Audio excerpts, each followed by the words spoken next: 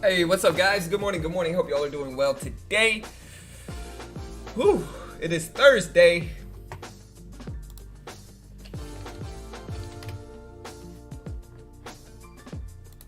Hee-ho gapping up like in is me hee-ho.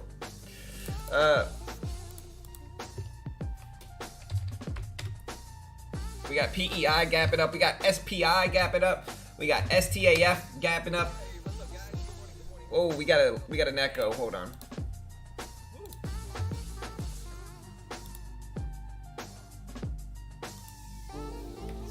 Hey, good morning, Rudy. Good morning, Maxine. Good morning, Z. Y'all hit that like button real quick. Let's pump that like button up. We got JOB, SPI, TENX is the recent one. TENX making some moves, sitting right at 150 now. We'll see what happens with this one. Yo, yo, yo. What's up? Wretched. Good morning, man. What's up, Roberts? What's up, Willie?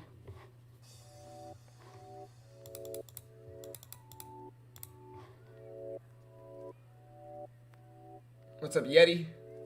What's up, bro?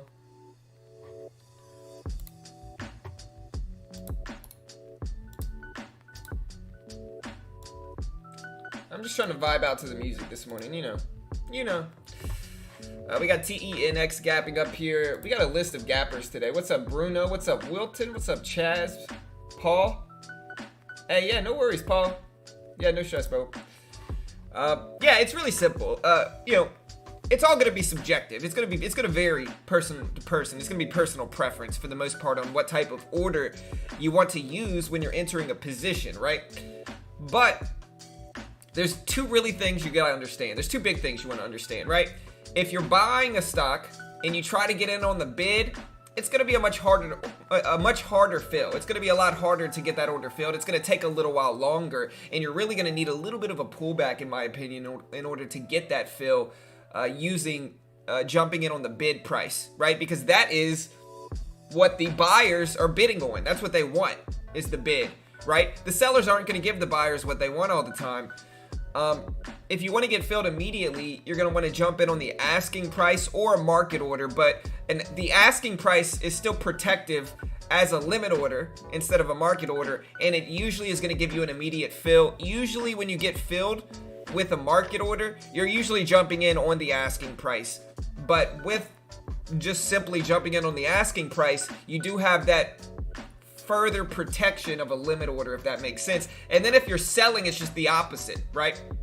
If you're selling, you want to jump out on the bid because that's what the buyers are bidding for, right? So that's what they want you to do, is they want you to sell them shares at the bid. And so that'll give you an immediate fill, where if you're selling and you try to jump out on the asking price, that's going to be a little bit more difficult of a fill because that's what the sellers are asking, right? And, they're not always going to get what they ask, basically, to put it into perspective. But yeah, it just takes a little while to really get used to.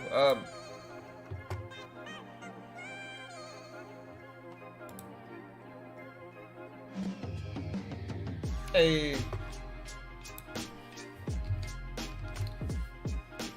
Well, team, we do have the man, the myth, the legend, Mitchy Rich is joining us today on stream.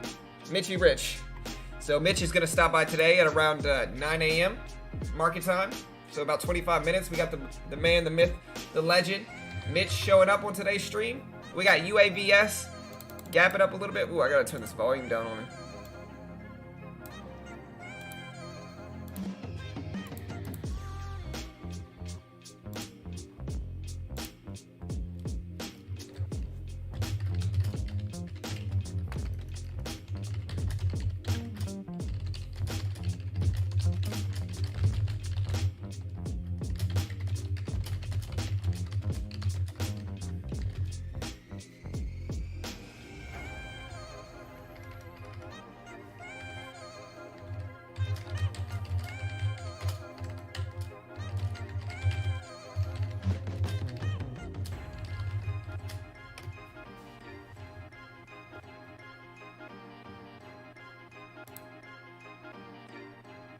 Hey, nice.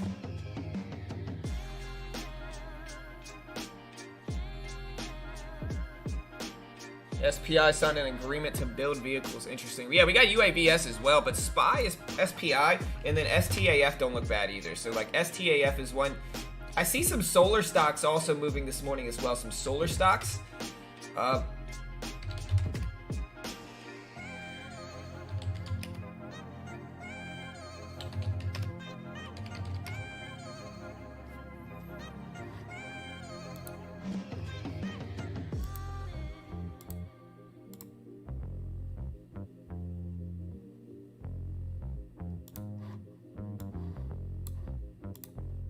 About trading.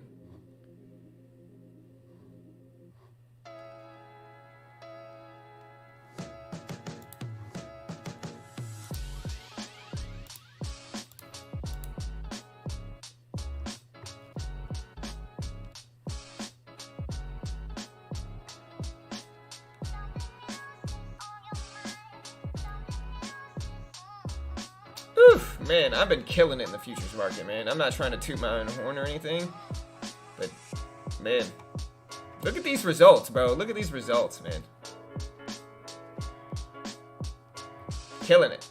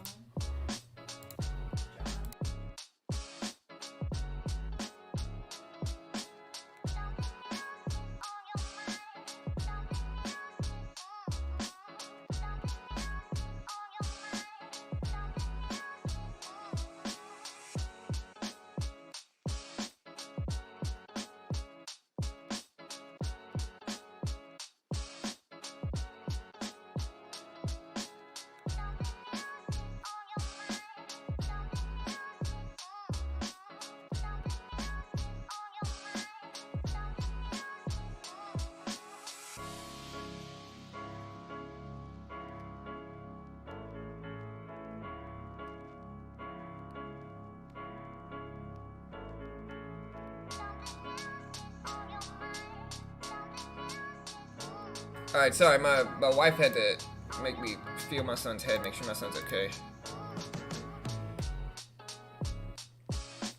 Hey, what's up, RA? Hey, what's up, Wilton? No, it's not trash day. Trash day is Tuesday over in my hood, you know. But yeah, we got a bunch of gappers today, really. USWS, SPI. Hee-ho. JOB.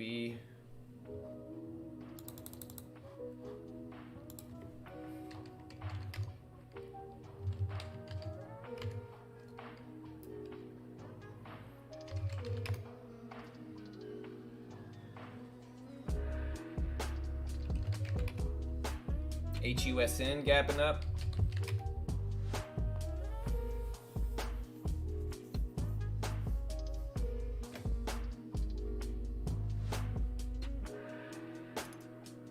No, it's a paper account trying to get funded.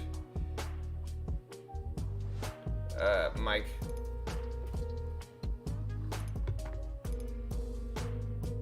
Two brothers. Yeah, man. I gotta listen.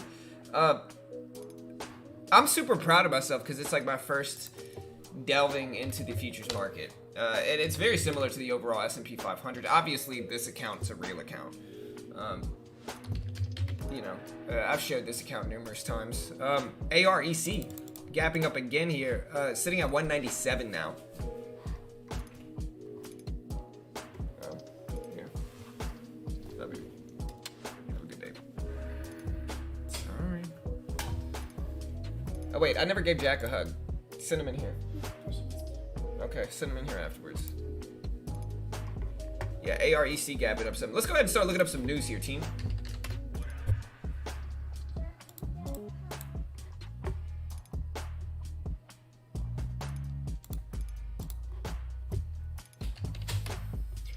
All right, yeah, so SPI Energy is up because their subsidiary teamed up with Shanxi Automotive to develop teamed up with another company to develop smart electrical. Hey, buddy. Have a good day at school, man. Love you, buddy. Be safe, okay? Hey, listen. Hey, come here.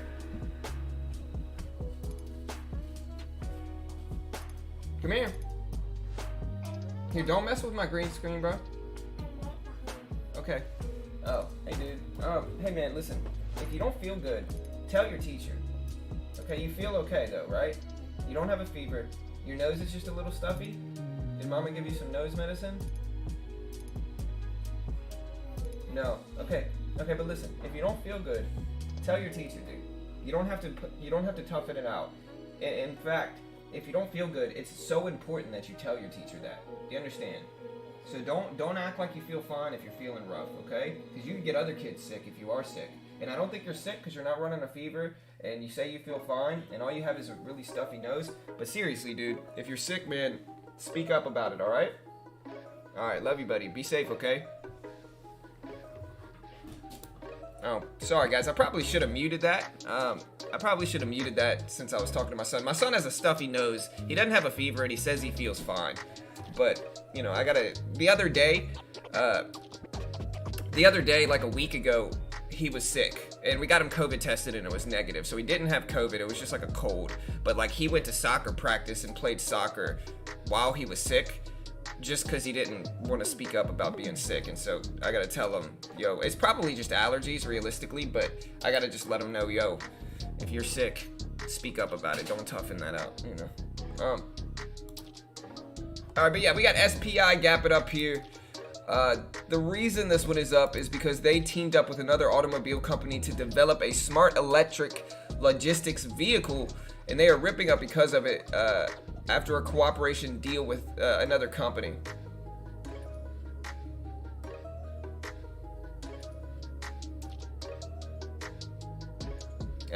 So basically they're teaming up with another company to develop smart electric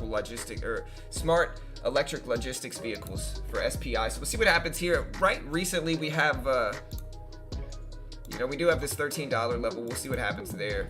$14 is obviously right above us, which is right around the pre-market high. We have this previous high right here at around 12. We got $10 here, and then we got this low at about 10.75 or so. Those are really the levels I'm watching for SPI. We'll see what happens here and if it kind of battles these levels or not. Again, we also have STAF here gapping up some. STAF. And this one does not have a catalyst. I'm assuming this is from sympathy for something or another. What is STAF? This is Staffing Solutions. Anybody know the news for STAF? Let me know.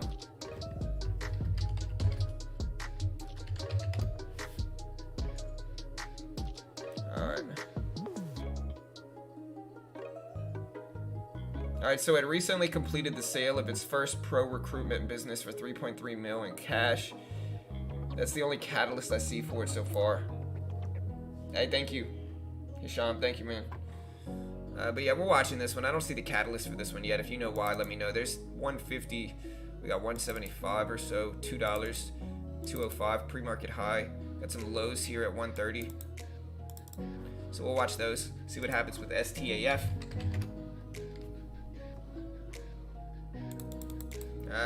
TENX is still kind of moving here. I mean, we are getting some gap ups here for TENX.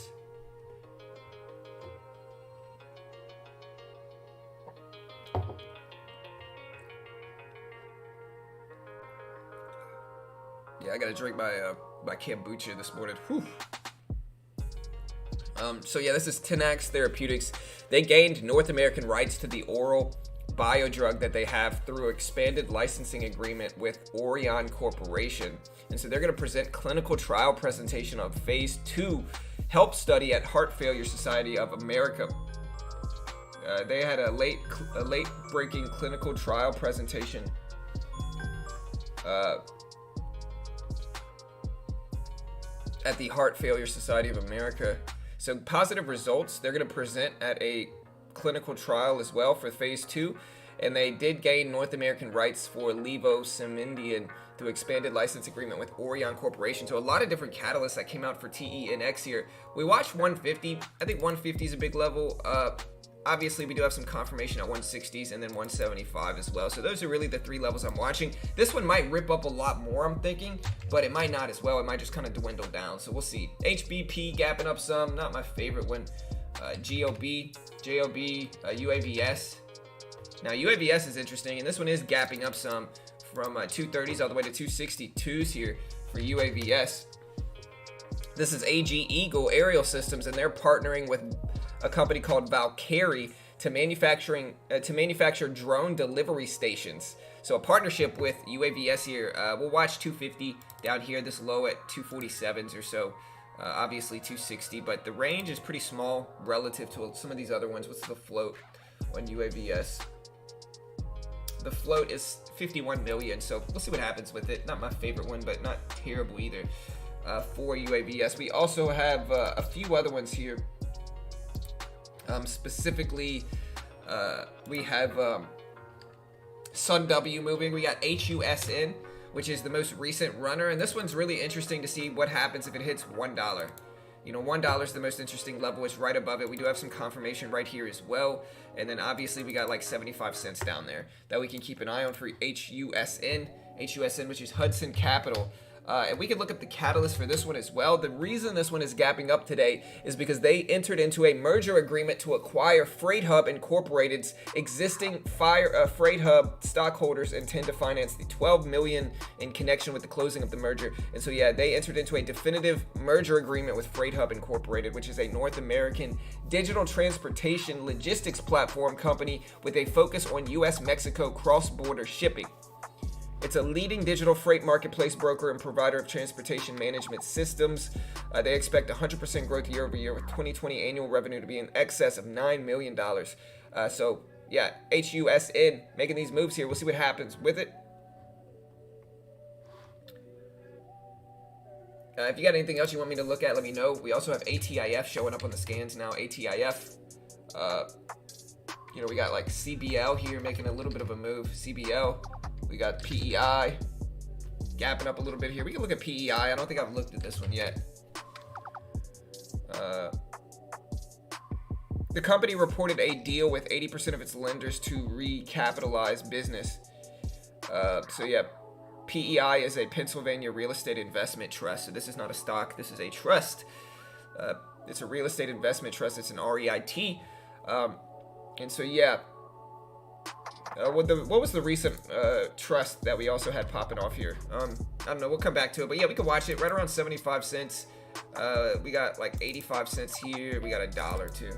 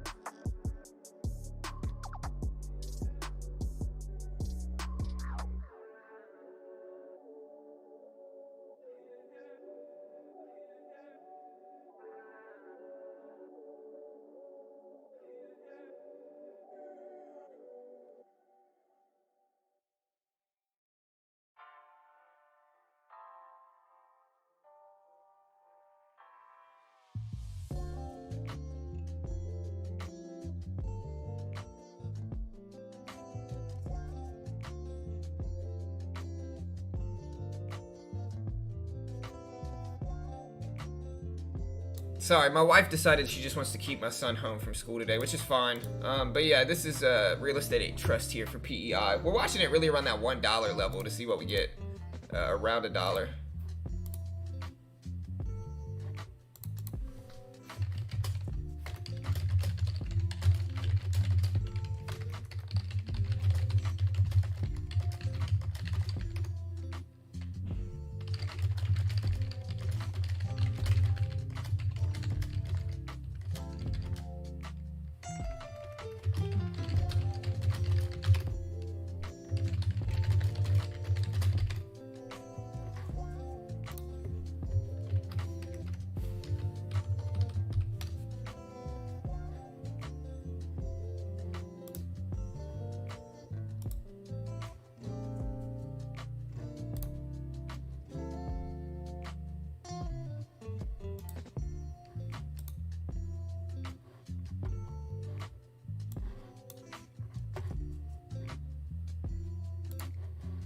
I'm getting Mitchy Rich in here, you know.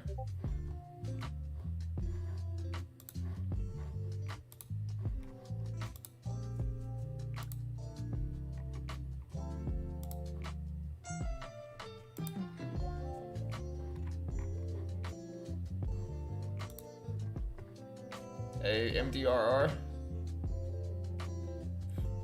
Yeah, the SPY is melting is really what we got here. Like I said, let me know anything specific you want me to take a look at. Sun W starting to, you know, look okay. Not the best volume, though. I'm not really loving it or anything like that. My favorites are STAF, SPI. STAF is starting to run.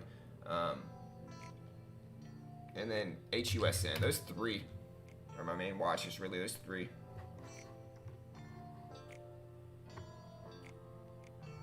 TGNA.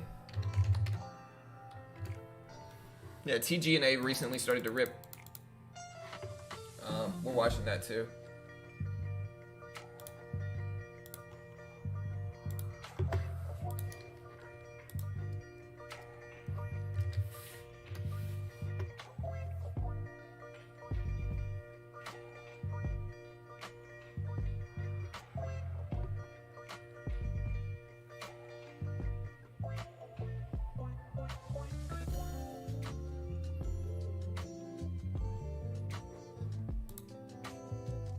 MDRR, yeah, so I saw MDRR was kind of crashing down here this morning, so we'll keep an eye on it, but SPY is probably the biggest mover, and I think understanding these ranges is significant and important. Like, I always watch little ranges like this, and maybe we'll have a broader range to keep an eye on, but like looking for breaks of these ranges has been very profitable in the futures market, specifically scalping the SPY, not SPY here, but the SPY, which is just the S&P 500 basically. So I would look for little ranges to form in like the S&P 500, and then I would scalp the E-mini and just bank off of it. You know, it's been a really profitable, you know, start to the futures market as well. Hey, what's up, Eric?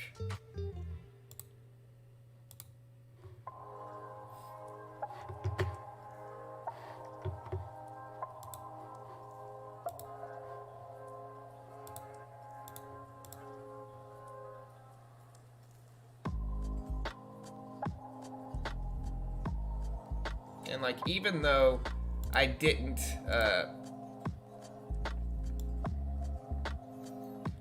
even though I didn't have the best start to my morning yesterday, this was my morning yesterday on the 14th.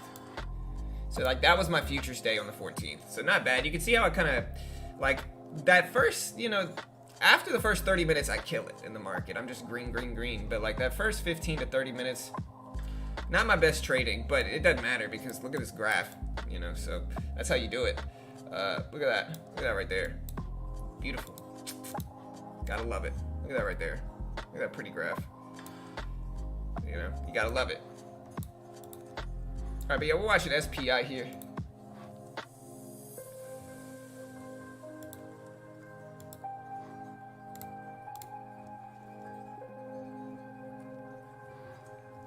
Hey, what's up, Eric? What's up, man? Yeah, sorry guys, I was supposed to put out that video yesterday. Here's the reason I didn't. Okay, I'm having some big stomach issues. It's not big. Like, only problem with me and my stomach now is that I'm getting off of the omeprazole, and I have to get off of it. My biggest issue has just been the rebound effect from the omeprazole, and I didn't realize that it caused a rebound effect, and so when I stopped taking it previously, it made my stomach issues way worse, and I thought that my stomach issues had returned, when the reality was it was just the rebound effect from the omeprazole. And so I'll probably have to just toughen it out and have some stomach issues for the next week or so. But with that said, yesterday was the first day I didn't take it, and so my stomach issues were rough. They came back with a vengeance, and so it was very difficult to do anything yesterday. I went to the gym and had to leave early, and it was just tough.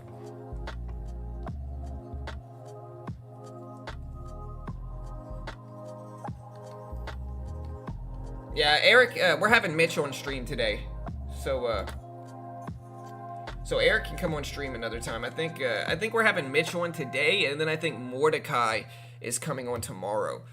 So two-way is coming on stream tomorrow. So we got a little bit of it all.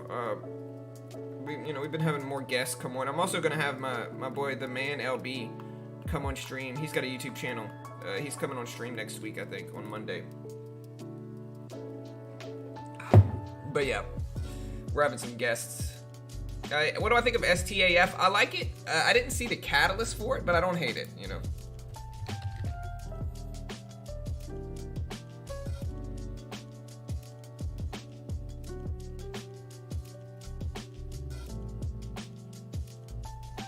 Yeah, I don't see any catalyst for STAF here. Yeah, I'm not seeing any news. Staffing company. So I think the staffing sector is up, and this is a staffing stock, and I think the staffing sector is up, and this is just sympathy from that sector. So we'll watch it. It looks strong. What's the float? The float is small as well, 6.5 million roughly. So we'll keep an eye on that.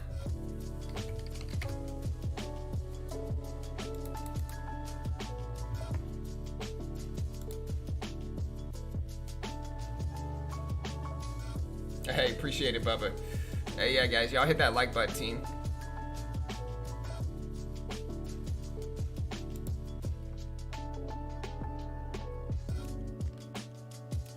Yeah, I also had to, another reason I didn't do that video is because I had to pay taxes yesterday. It was a huge pain in the butt.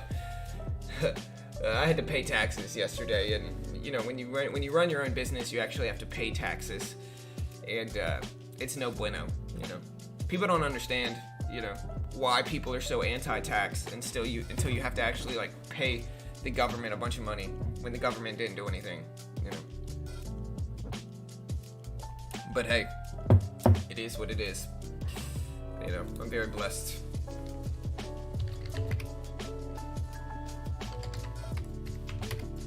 We got JOB, got AREC. AREC was making some moves here, and it looked a little bit better earlier. I don't really like it anymore though.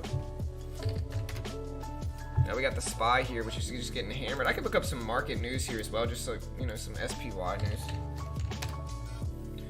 So I'm going to go ahead and quote this. This is from MT Newswires. I usually do this at least once a day. It says, stock futures were leaning lower in the pre-market session following the report that weekly jobless claims jumped unexpectedly to 898,000 versus the estimates of 825K, according to a Econoday poll. The prior number was revised upward to 845,000 versus 840,000 initially reported. Market sentiment continued to be gloomy as rising COVID cases triggered fresh restrictions in Europe, while U.S. lawmakers remain deadlocked in negotiations surrounding the next round of coronavirus stimulus package. You want to know why I hate politics? This is why I hate politics, right? If the stimulus package is ultimately going to get passed, the bureaucrats are just stopping it from getting passed, right? The right, obviously, here's the two sides. Trump obviously wants the stimulus passed to boost the economy before the voting begins on the election, right? So Trump obviously wants the stimulus passed, right? And the left, regardless of what they say, do not want this stimulus passed. And the reason they don't want it passed is because they understand that it's going to help Trump potentially get reelected. And I'm not saying he should get reelected or he shouldn't. I'm just saying at a certain point, bureaucrat nonsense bothers me. And in the end, it's frustrating to look at. I don't need the stimulus. I don't actually qualify for stimulus, to be honest. But, you know, I know a lot of people do. And, you know, it's unfortunate. But yeah, we're watching STAF. We're watching at 175 here. We'll see what happens. And it kind of goes back to the same thing. And I've criticized the right a huge amount as well here. So I'm not trying to pick sides. I don't really shill for either political side. I dislike both of them fairly equally in a mostly middle ground, disagreeing with both of them and agreeing with both of them in certain ways. But yeah, frustrating. And just kind of a little hypocritical, you know.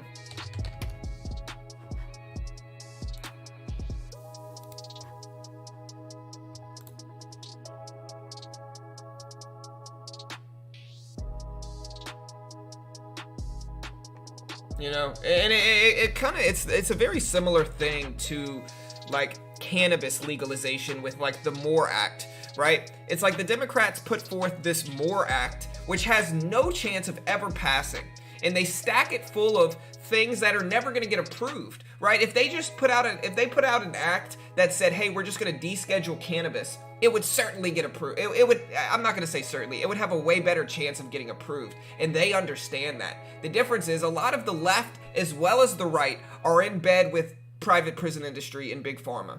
And so with that said, what did they do is they put out a bill that they know is not going to get passed. Instead of putting out a more reasonable bill and kind of easing into it, they put out a bill that they know is not about to get passed for that reason, because they don't want it to pass. And then that way, when it doesn't pass, they can also criticize the right. You know, and I don't like the right either. I'm frustrated with Texas as it is, living in Texas, because Texas is all like freedom, yeah. But then it's super authoritarian in a lot of ways. Regardless, some hypocritical stuff going on there.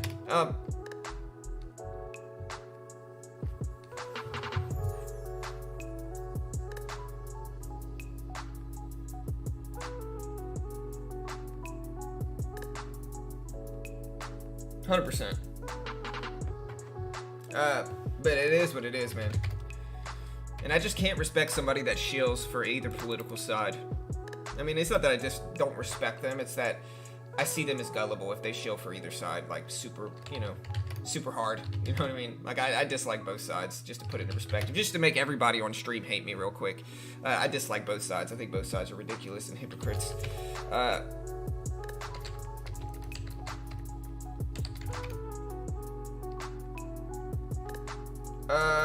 We got CTIB showing up here. What's the other solar stocks? That's what today the sectors that are moving are solar. Oh, is Mitch in here? No, not yet.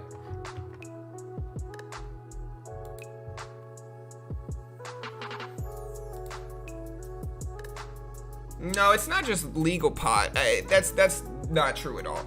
Number one, it's hypocritical to keep it illegal. Number two is that it's not just legal pot. It's a broad range of social issues here.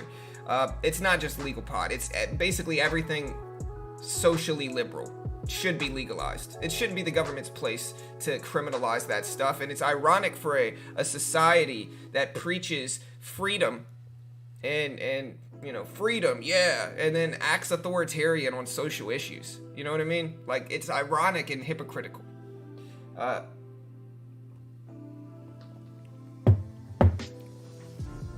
Yeah, like I said, I'm just gonna make both sides hate me real quick. You know.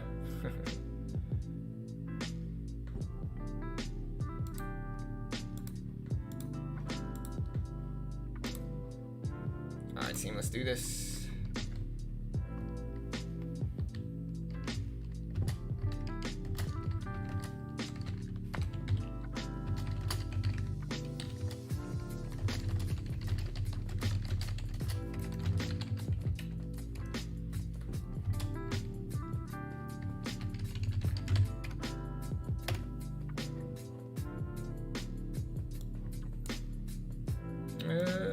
Let's do this, guys. Like I said, I will preface, I started to rant about politics when I probably shouldn't have.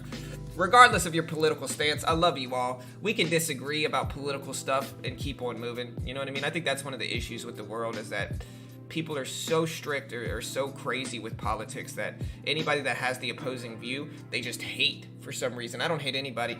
The reality is that's what the media wants, regardless of any of it. So regardless of your political stance, guys, I love you all. I appreciate y'all joining me here today, and I'll stop talking about politics now. Let me see. Post all this stuff.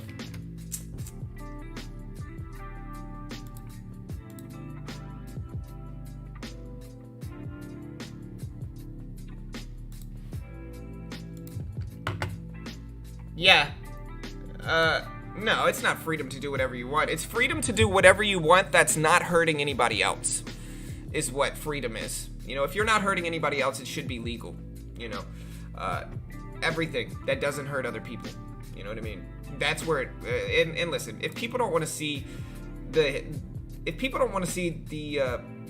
huge hypocritical nature of that argument, then hey, you know, it is what it is. Like I said, I'm not going to talk about it anymore. Regardless of y'all's stances, I love you all. We can all get along here. Maybe I'm outspoken in that name of the game, but it is what it is.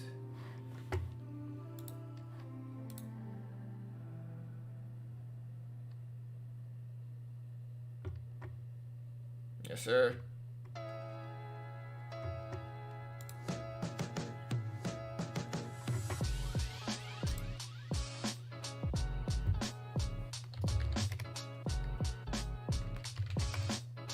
All right, so what SPI is still in that range, guys. So look, I drew this range earlier, right? Like I drew this range earlier in between 13 and 14, and look at it. It's sitting in this range. And so this is certainly a range we're watching.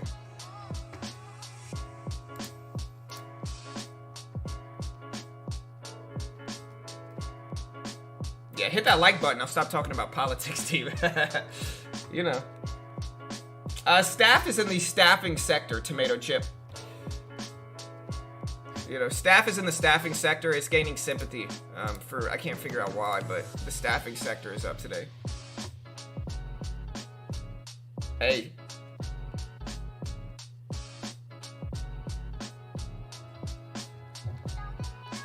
All right, so here goes SPI. It's pushing up the 14s.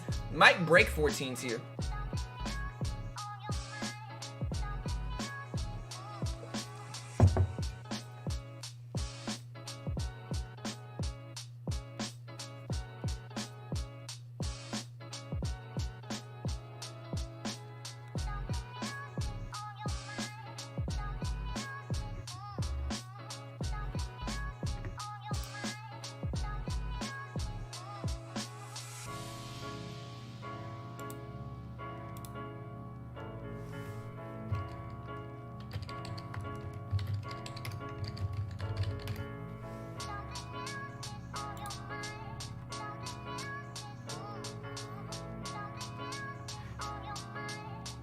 A new one that's ripping up is ATIF. ATIF.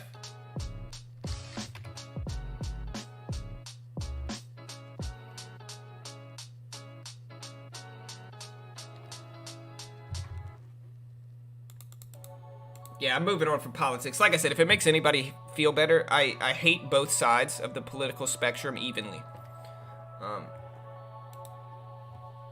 Because they're both manipulating the masses. Alright, but yeah, we got JOB here.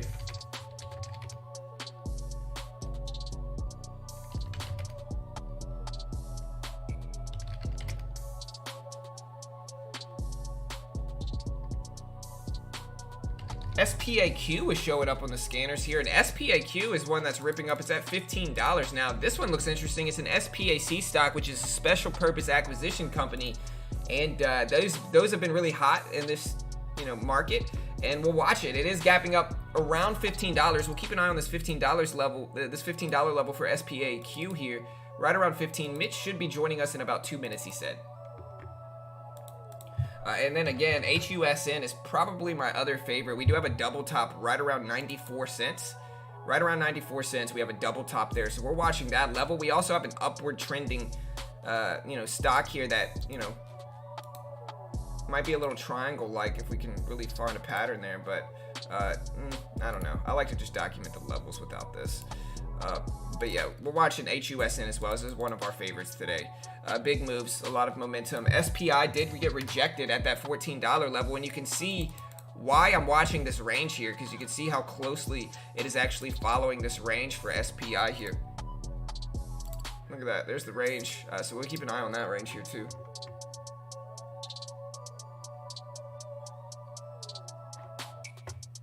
Can you put up the link for the indicator setup? Which one? If you want the, yeah, if you want the,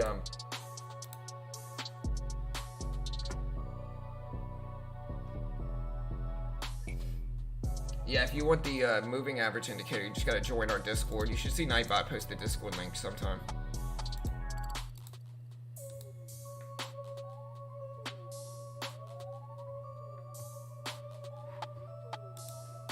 All right, SPI ripping down here. Ripping down here.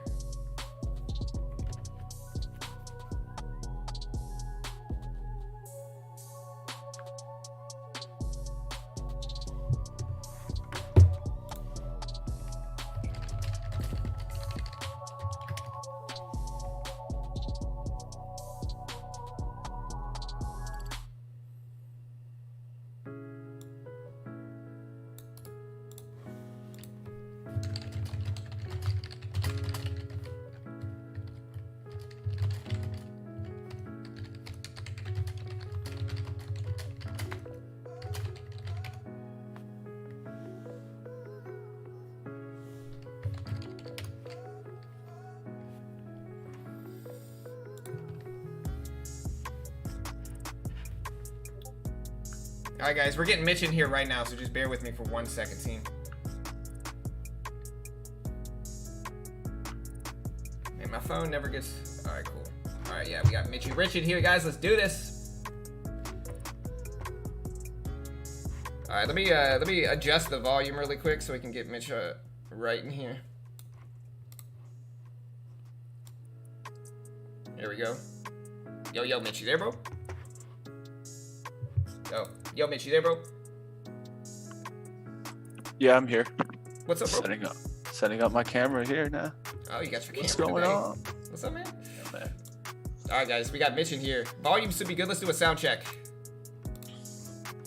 All right. How we doing, team? How we doing? What's going on? Mitchy Mitch is back. We got Mitchy Rich, you know, the legend, the man, the myth. I've been trying to talk Mitch into getting into the futures market. You know. Hey, the futures game. The futures game. Yeah, man. It's profitable, bro. Futures is basically no PDT rule. Open almost 24/7, and you're just trading the SPY. So you're basically just trading mid and high caps, the similar movement to that. They give you a lot of leverage for cheap, no PDT rule. And, you know, you can basically day trade as much as you want.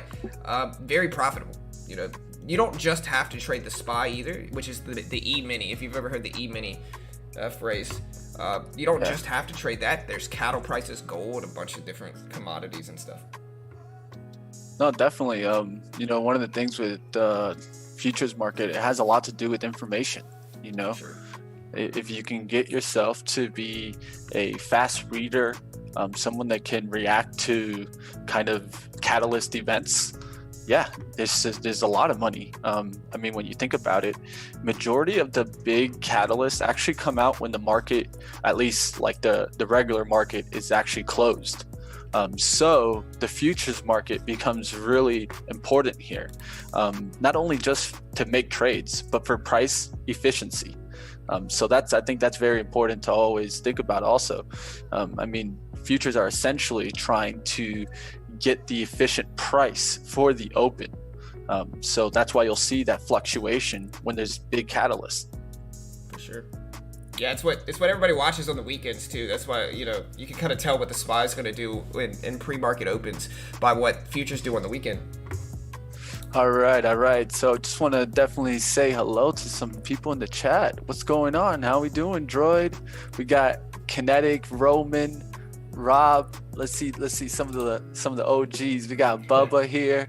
James. I see Bubba, James. That's what I like to see. How we doing, everyone? Polanco, Sunny Boy, Daniel. How's everybody doing? If you're new to this stream or you've never seen me before, definitely say hello in the chat. Yeah, Mitchy Rich, he's here today. Gonna be trading with us today. Should be fun. All right, guys. So let's talk some stocks, man. I don't know what you're looking at today. I know SPI has been rocketing in the morning.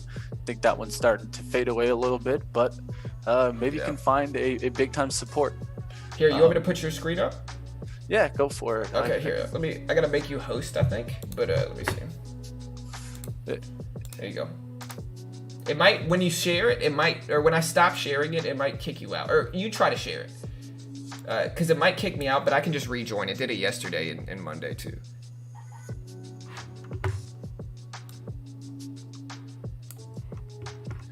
Yeah, it says it's gonna stop you sharing. That's all.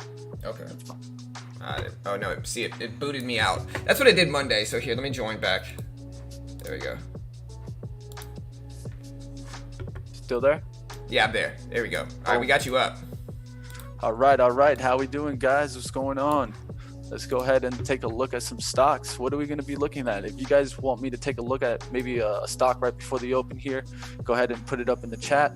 Of course, I'm looking at the workhorse here because everyone kind of knows me by this stock now. I get referred to it now, left and right. Hey, you called it. You called it. You know. Yeah. You know, a lot of people still asking what's going to happen with workhorse. So I think very important to watch today is going to be at 2150. I think we are going to get a test down towards that 2150. That's what I'm going to be looking for. Right now, we're kind of stuck in this little pre-market range here. So one of the important things that I always like to do is know where my resistance and support is. So the resistance here could come up to this 2260 spot.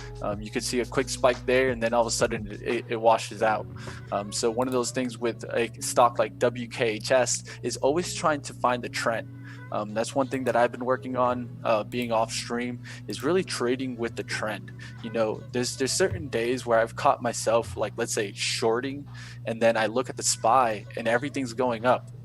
These are days where we should not be shorting. We need to understand the trend should be our friend, you know, and if we try to keep fighting the trend, as you know, in this market, especially on the short side, you will get burned. For sure. 100%. So that's one thing that I always like to rely on, and one of the biggest things that I've really been doing is going with stocks that I feel have story that is working. So something that a catalyst that's working, and then the timing has to be right on the technicals. Okay, so one that I'll be looking to kind of get hot today or come back, CWH, Camping World Holdings. This is one that I've been seeing get some good ratings, some good earnings pushed up. So the story could come back in this one. One that's going to be interesting to watch is Zoom. I know Zoom has earnings coming out, and they had their like Zoom day. Can it hold 500?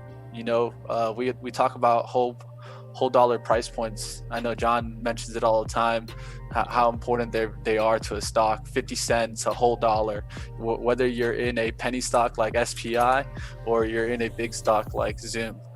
So that's one thing to always definitely keep an eye out for. One stock that's been moving a lot often is GME. So the volatility in this stock, it can definitely play a factor. I know a lot of people have been looking at this stock. It's gotten some help with a partnership from Microsoft. So we'll definitely keep an eye on this one. $12 support being so vital for this stock. You see this on the daily chart here, guys. Multiple times it's holding at 1186. So what I would look for today is maybe a little test down towards that 1190, but you need to see volume get in here and hold at that $12. And next thing you know, you have a whole dollar support underneath you. This always looks good for, let's say, VWAP bounces or some kind of strategy like that. Yeah, man. I like it, bro. Who knew GameStop would be at $12, bro? Who knew, man? You know me and GameStop, dude. You know, that's my arch nemesis right there, bro. You know me and GameStop. Yeah. Here's another stock that I think could do good today, guys. Here, HEAR. I called this one out probably months before this move, when it broke out at $10. We have a video with beginner trading. You guys could always check out those videos, definitely below and in the channel. Always hit the subscribe channel, guys. Support the team. One of the things that I think John does the best for you guys is really just bringing you what you need to really study so that you can go ahead and develop your own strategies to profit. Right. Yeah, for sure. I always try to tell people, like, look, yeah, people, you know how it is, man. People always ask, hey, should I buy this stock today? Should I not buy this stock today? And I'm always just kind of like, look, I don't know. You gotta research that yourself, you know. And it's one of those things where you gotta give them the tools to do it, but they've got to learn to fish for themselves. You know what I mean? What's up, Hero? We got my man Hero in the chat still, Mitch. Look at him. Yeah, Hero. What's going on? All right, so NIO is actually might be a short for me today, but the real key is the triple top action. So we got triple top action here at 2750. This is so important. Whenever you get those triple tops, what do you need to see again? I need to see quick rejections. So one of the things that I think too many traders do often is they start looking at the 1 minute and they rely on that pattern being the whole stock. And this is something that you need to adjust. If you're going to be a 1 minute trader, also understand that there's bigger traders trading on bigger time frames. So when your 1 minute pattern goes against you, it doesn't necessarily mean that the whole trend has been broken. It just means sometimes that 1 minute pattern has been broken, and 1 minute patterns will be broken more often and than not than, let's say, a 15-minute pattern or a 1 hour pattern. So what you need to do there is just protect yourself. Learn how to go for trades, and it's okay to cut the trade. I think this is one thing that I really want to stress today, being here to help you guys out. It's okay to cut trades, and I think this is something that beginners struggle with very often. For sure. All right, guys. So we got staff. I know staff. People are looking at that one. Do you have any that you want to mention, John? So yeah, I'm looking at. So I have my watch list in the text on here today. It's mostly SP. Oh man, I spelled that wrong. It's SPI. Let me fix this. It's SPI. Let me. Oh wait. Yeah, it's SPI HUSN STAF JOB UAVS AREC and HBP is my watch list. Mostly watching. The three main watches are SPI, HUSN, and STAF. Those are really the biggest movers, I think, today. Some of them are energy, I believe. I think HUSN, or no, I think SPI is energy, oil and gas, and then I think HUSN might be as well. I'm not 100% sure. Then I know staff is staffing. So one thing that I'm going to look for, last time SPI went off, we also got a big move in solar. Right. And this is a Biden trade. This is being paid attention to by bigger investors, but also day traders when the solar stocks go up. So sometimes you'll see like lower volume days on these solar stocks, and that's the days that the day traders are just not paying attention to it. Right. But today with SPI going off, maybe look for SPWR to get hot. Another one that I liked for a long time that I traded the other day at $3 and made a hell of a good trade on it was SOL. Yeah, I saw that one. There's also Sun W. Sun W. Mm-hmm. Yep, that one's been hit lately, so maybe that one bounces back today. The one thing that I try to do often is look for the lagger play, not necessarily always the top trending play. The top trending play might seem like the best play of the day, but if you can really find the stock that the sympathy volume is going to, that usually is going to give you a better chance to get it off support. I think that's so important. You know, buying the resistance is very hard to continue that speed and continue the process and be consistent. So I'm always looking to get the lagger stock, not necessarily the leading stock. Right. And this is just a play that you can do to not feel like you missed. Sometimes that's my struggle is missing trades. I know John knows this. Oh, yeah. Yeah, we all have our own, our own kryptonite in the market, I guess is the best word for it, Yeah, you got to be honest with yourself. And so one of the things that I want to do is, instead of feeling like I missed that trade, find the next trade. There's something that's going to probably move in sympathy with that move, especially if it's a big parabolic move. If like SPI up 40 something percent, when you're up 40, 60%, stocks like that will make some other stock in that sector or in that kind of story. Let's say if it's lithium plays, then you look at other lithium stocks. You can look at solar plays and you look at other solar stocks. This is what I like to do. For sure.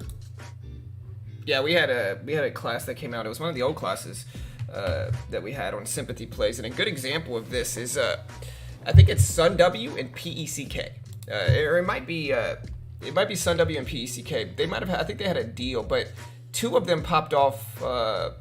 Maybe it was SPI. Is it solar? I talked about one of them in it. I can't remember which one. It's energy. Okay. So you got a kind of a mixed bag there in right. SPI. Let me see. I'll find the solar stocks. But yeah, sympathy plays are super profitable if you could find, like you said, that lagging stock.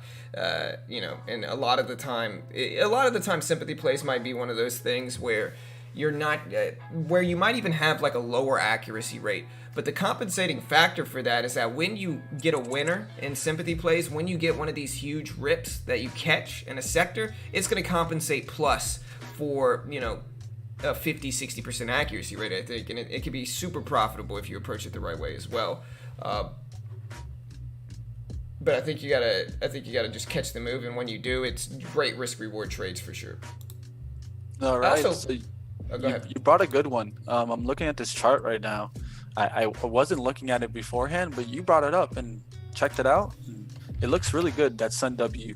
Yeah. Reason why, multiple days on support, and now you get like kind of this, what we call a harmony on the daily, and a nice support candle underneath it. So now this $3 below it is acting as a support. So what you need to see is high volume today, ripping through what? Those important levels. We talk about these, the 50 cents, the whole dollars. So 350 is right above it. If it gets above there today and gets to holding that 340, then you see a big bid get put in right underneath it, 340s, 345s. Then you see it rip through the 50. That's when I'll get interested. I'll look for it to come back and nail it. Yeah, for sure. Yeah, I really like that 350 level. I think that pre-market, it's like a penny or two above the pre-market high. And so that level breaks, we're going to get a big move. Somebody said Warrior was trading SPI, so we got to be careful of that one. I got into I'm not going to blame Warrior, but I got into a bad squeeze the other day. It was the only losing day I've had in the last week in penny stocks, but man. Hey, well, dude, I could talk about my life with trying to trade with big traders. Yeah, sure. Yeah, nice $700 loss on PSTI. I remember that. I know stock people too. know that stock. Yeah, it's a runner. One thing that you learn, especially when you're going to go after like parabolic stocks that are halting, is you can't go with the same sizing that you would normally go into a trade with. And I think this is very important, is that not every trade requires the same size. I've started to learn to try to find the better plays. So what I mean by the better plays is probability, right? At the end of the day, trading is always probability. We're never right or wrong. We just take the trade, and then probability goes ahead and plays out, and then you're either winning money or losing money. It's not that you're right or wrong. And I think this is an important thing to focus on. So when we're taking these trades, we don't like worry about, let's just take 50 trades. That doesn't work for me. You always got to find what works for you. What I found out works for me is taking very, very defined trades on stocks that I really like the story that day. Like certain times I'll be really animate about solar. Like a couple days ago, I was really animate because SPI was breaking out and all the solar stocks were up. It wasn't just one, it was all of them. And so with that being said, the probability of at least the majority of them going up was on my side. And those are the days that I want to size up. I want to swing hard. I want to swing for the fences. And then there's days that I don't know too much. Like today, I'm not specifically leaning towards one sector or one stock. So what I'm going to do is I'm going to go smaller size. I'm going to shrink down and make sure that I'm on the trend. Once I get on the trend, then I can size up and try to take a trade. But sure, it's very important to know that not every opportunity is a home run swing opportunity. 100%. Let's do it. Yeah, open. Go, guys. I'm watching HUSN. I've been doing a lot of moving average crossovers lately too, bro. Very profitable trades. I back tested them, and I have a really specific system for it, to where I look for stocks that open up like noticeably below the VWAP, and then wait for a reversal with a red to green moving average crossover, and super profitable. Hero. Yeah, he's got the there. Tyler Hero jersey. Yeah. All right. I'm looking at all right, JLP. guys. Could be a red day, just based on the Fastly news and stuff like that. So just be careful right here at the open. I'll let John go ahead and lead the open for you guys, and I'll let you know if I take a trade. Okay, so we got JOB ripping up here. We got HBP, which was on my watch list as well here. We're watching this one. It's above the VWAP. It's not really setting up for my crossover. STAF, though, is making a huge rip up, guys. It just broke over the pre-market high right around 240s, 245s, maybe 250, and it's rejecting off of that level now. But we put in a huge green candle that ripped up about 40 cents or so at the opening bell for STAF, and I think it's one of the biggest movers. We also have Solo here popping off here. Solo might show us the moving average crossover here as well, but we're going to wait for that here too. AVXL showing up too. Not really setting up for the crossover though. SPI may be pulling a slight red to green move as well. And I am watching Sun W here too. Sun W to see if we get some good moves there. Hey, there goes GameStop ripping up.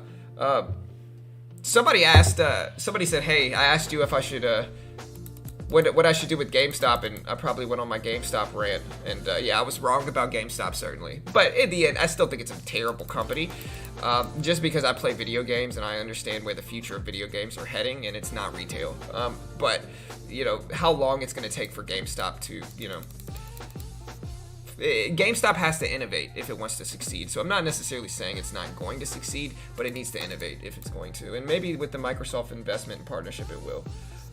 Yeah, so I looked a little bit deeper in that Microsoft and partnership, and so what it essentially entitles them to is certain profits off the amount of Xboxes they sell. So they're going to get like a cut, and this will help their revenue. Is it to help the revenue to put it up to $15? I can tell you that right off the back, no. It doesn't. At least that partnership doesn't really add up to that monetary value or market capitalization. But like always, short squeezes. That's what happened to GME. It has an over like 50% short interest. And so with that, you know, the upside actually becomes easier to push into than downside because there's so much weight on the opposite side. For sure.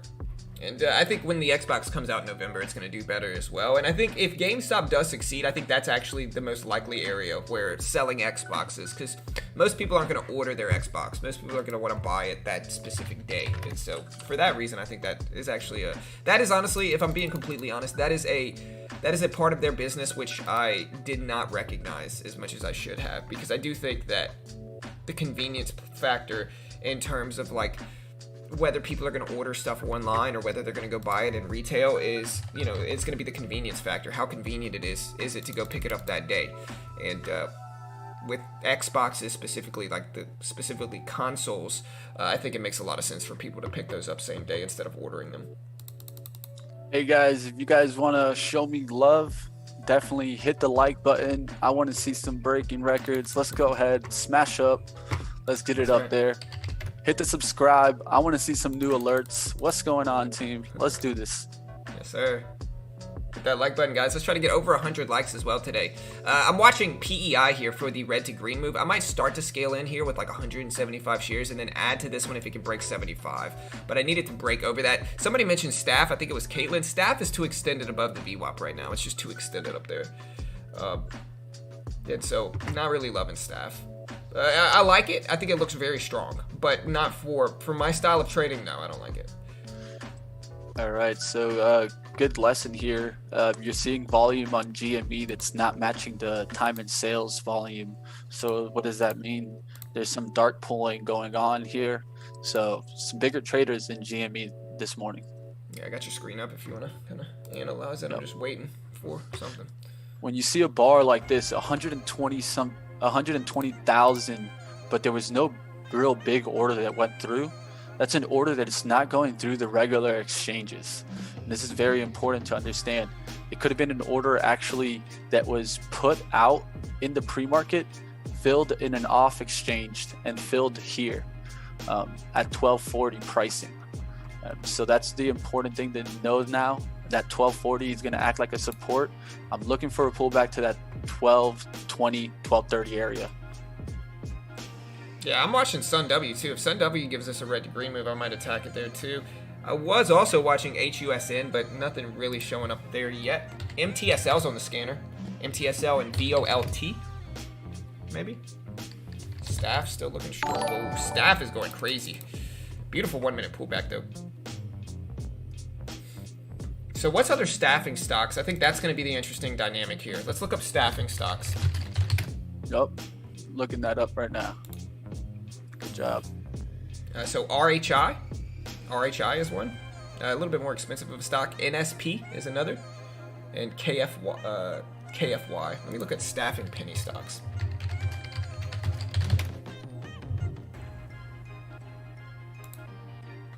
BGSF. Or no, I don't think that's a penny stock.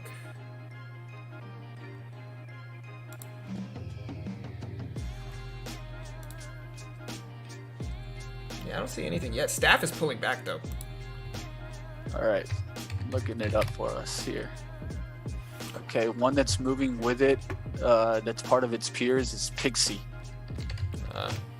Pixy. There you go. Yeah, that one's nice. I don't hate that one for a little dip buy either for Pixie. No. I'm looking at some other ones. There are some other ones, but they're in the red. Upwork, Jobs, JOBS, but those are more expensive pricing. They're not really penny stocks. Other penny stock, I see HQI, Higher Quest. Hey. Sorry. Not much volume there now. Hey, I completely missed Richard Judge's $4.99 super chat, man. Hey, I appreciate that, bro. Thank you for the donation, Richard. It means a lot, man. I definitely appreciate the support, bro. Sorry I missed it originally, man. All right, let's see if we can get some solar here. Looking to maybe get some SPWR here as it's heading down towards the VWAP for a VWAP bounce kind of play here.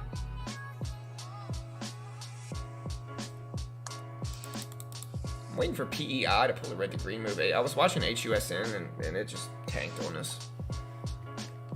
ALJJ.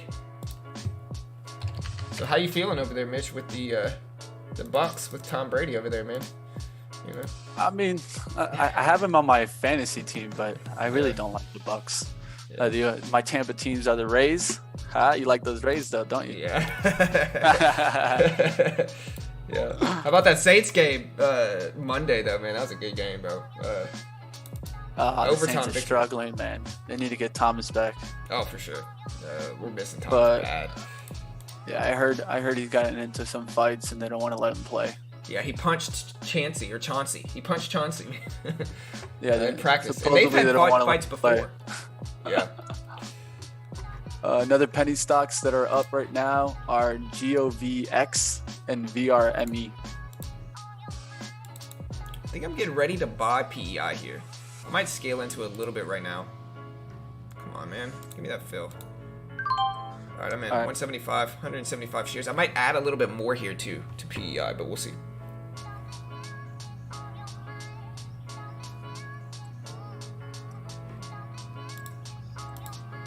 All right, guys, trying to fill some here at 30s for SPWR.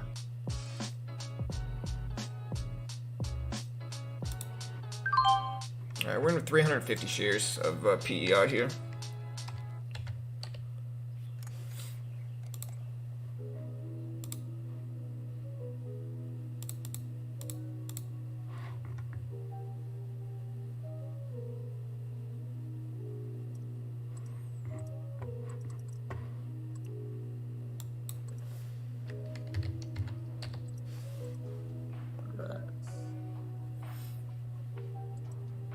All right, guys, just took 100.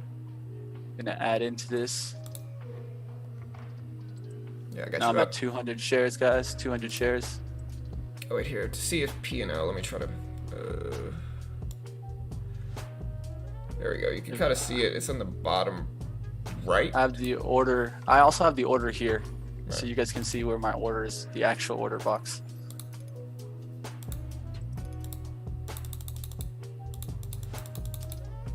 All right, guys, 1610 would be my out here. We're trying to get it right back above VWAP.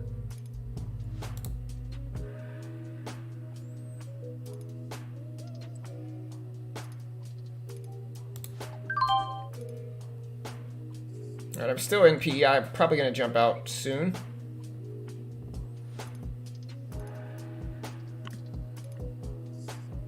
So one thing I like is that I got a whole bunch of big volume on my time in sales near that 640 and 630 pricing. So those could be big pullback buyers. That's what I want to see. I want to have some volume when I'm getting in here. Appreciate the super chat, Oliver. Appreciate that. We got another one. Hey man, thank you, Oliver. I'll PayPal that to Mitch. Or no, wait, Mitch, your PayPal still screwed up, bro? Yeah, no PayPal use. No PayPal use, man. I'll sell it to you, bro. I got you. I might have messed up Mitch's PayPal on accident, you know. All right, guys, we're gonna be closing here. I'll try to cover some going into the 1650 move. Yeah, I'm still in PEI. I'm just kind of waiting here to see if we get a nice move.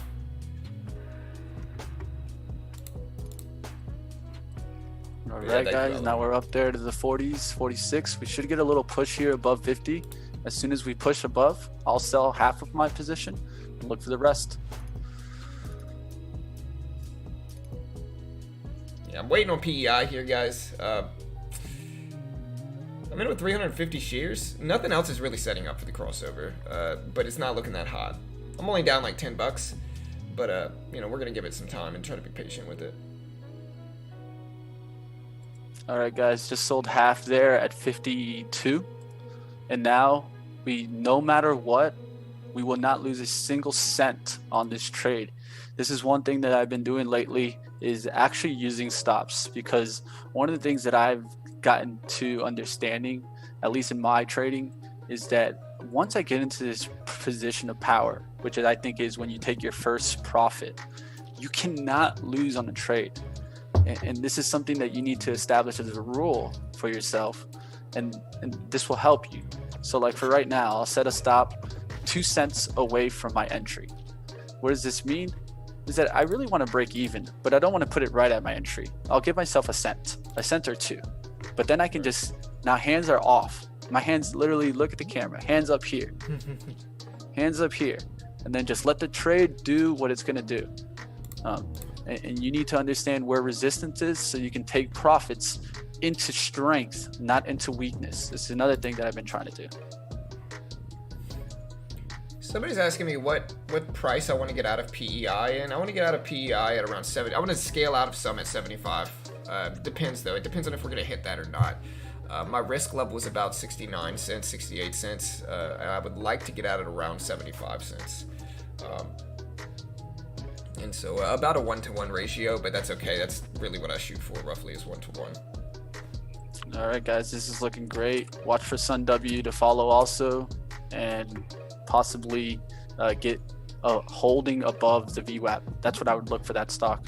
You needed to get back above VWAP and hold it.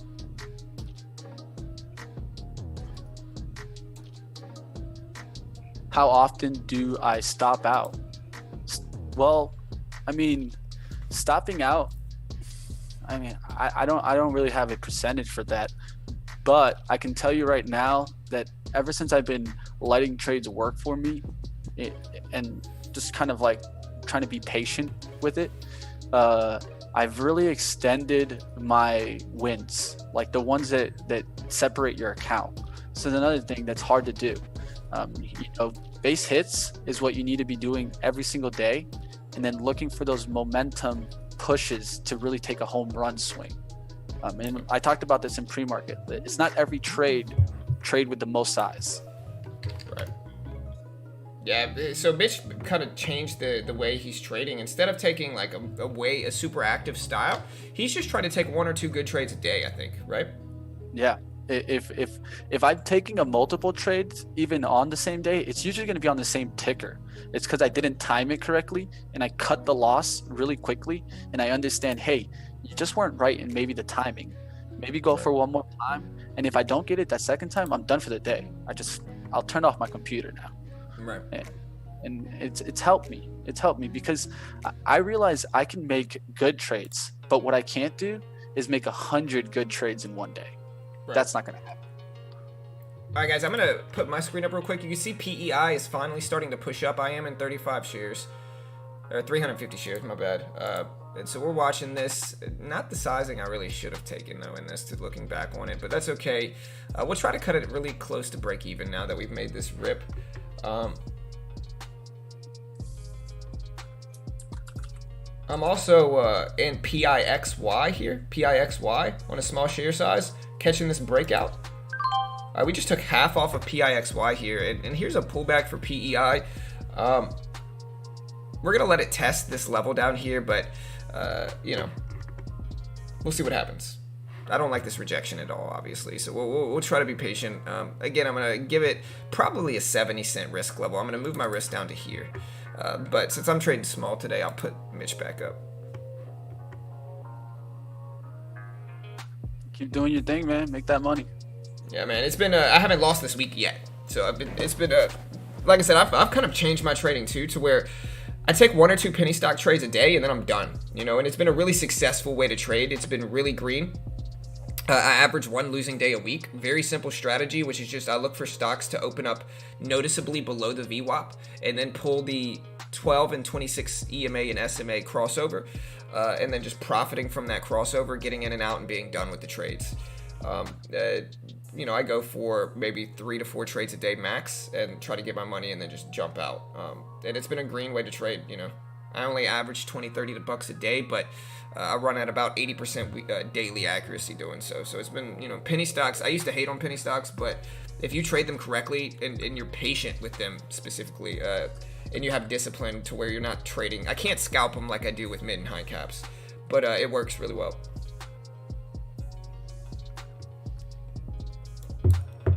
Yeah, you know, one thing that I think, like it was mentioned in the chat right now by Wrench, FPV, he said it's the best. I consider stopping out a win, and stopping out should be a win, especially if you got your first profit. I mean, you got profit.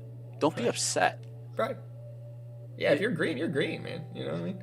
If the trade goes my way here, guys, I'm probably gonna make $80 to $100. But if the trade doesn't go my way from here on out, I still made money. Right. And so that's important, I think. It's understanding, go for opportunities. If they start going in your direction, they get to a price target where like you're happy taking some profit. From that point on, there's nothing wrong with just letting the trade work. Right. So I scaled out of a little bit of PEI and I exited my full position on PIXY. I'm up about 11 bucks on PIXY. I'm still holding a little bit of PEI. Just 200 shares left, and I'm trying to let this one break over 75 cents. So that's where I'm at right now. I'm probably going to get out this one pretty quickly here too and just scalp this. I'll hold on to maybe I'll sell 100 more here, and then I'm going to hold on to this last 100 shares to see if we get a big rip up to like $1 potentially, but you know, if not, that's okay. My bad, Mitch. Go ahead, bro. I'll put you back up. You're good. Not a worry at all. Enjoying the day. Yeah, man. So now that you'll see what we're looking for is a big bidder to step up here. So I would love to see like a nice 100 show up here on the bid side. That's just kind of price action that you're looking for. You did get a bunch of big orders here at 63s and 65s. So that means at the top, they sold some of their shares. So now you just got to pay attention to see if they rebuy it up to push it back up there.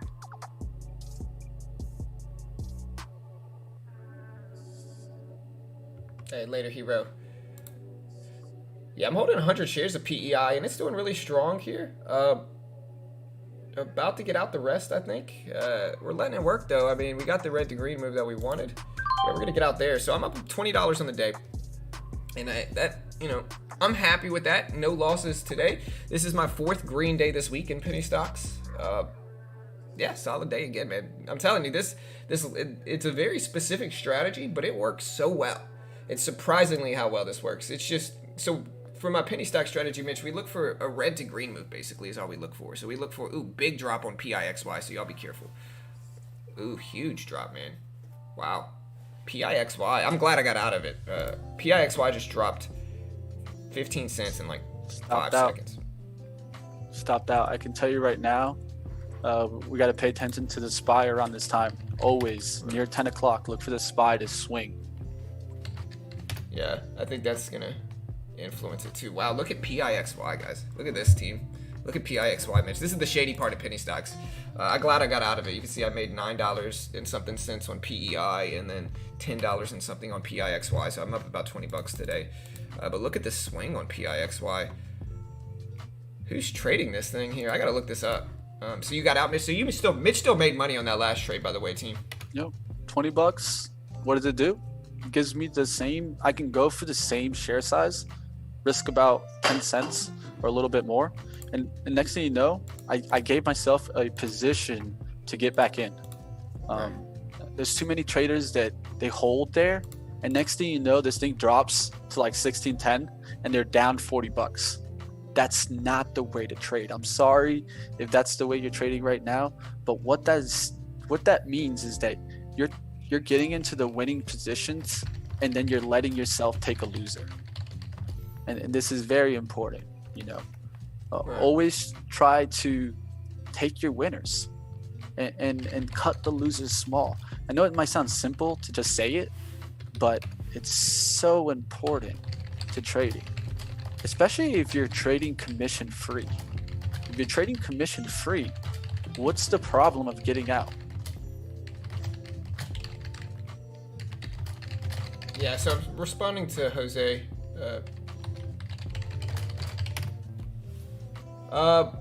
Does Weeble have PDT rule? Yes.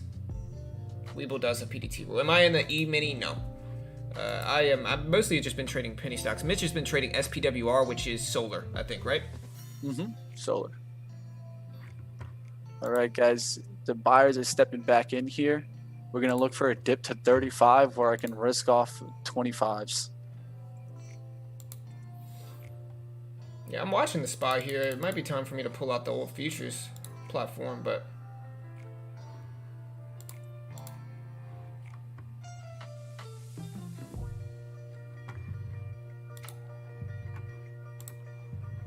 I'll look to take one more stab here.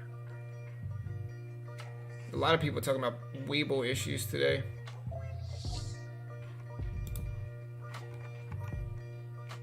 There you go, guys. Got in at 34s. Now the risk is 25. Actually 24, 10 cents. Yeah, any US regulated platform has PDT. Alright, let's see what we get today, team. Alright, so we broke 100 likes.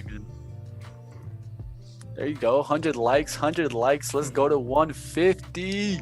Yes, sir. Oh, actually 200. That's how you got me here. You want to see me back? What's up? Yeah, hit that like button, team. You know you want to. Everybody's doing it. Do it now. You know.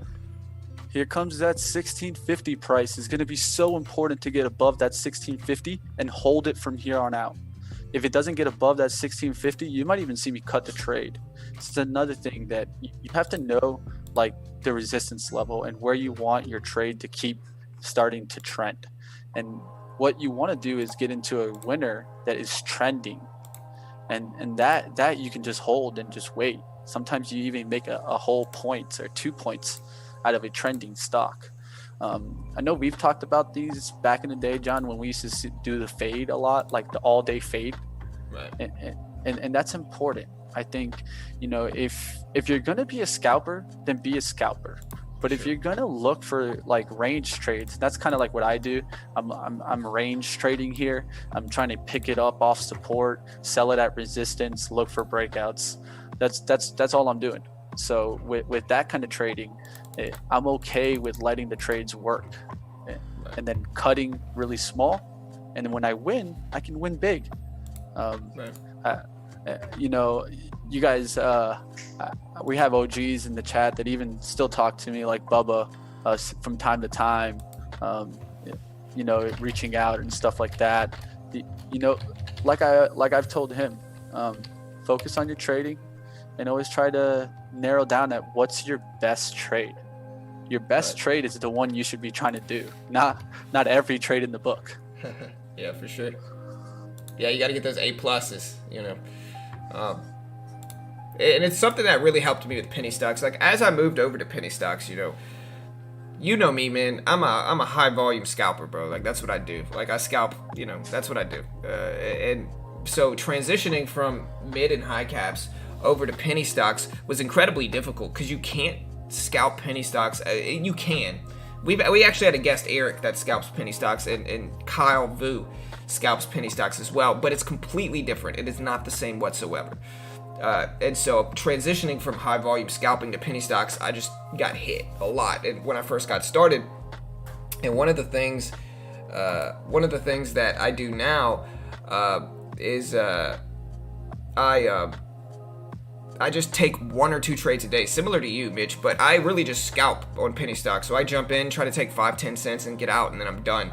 But trading like that is very, very profitable and has been really, really successful. In the last 3 weeks, I've only had 3 losing days total. All right, guys.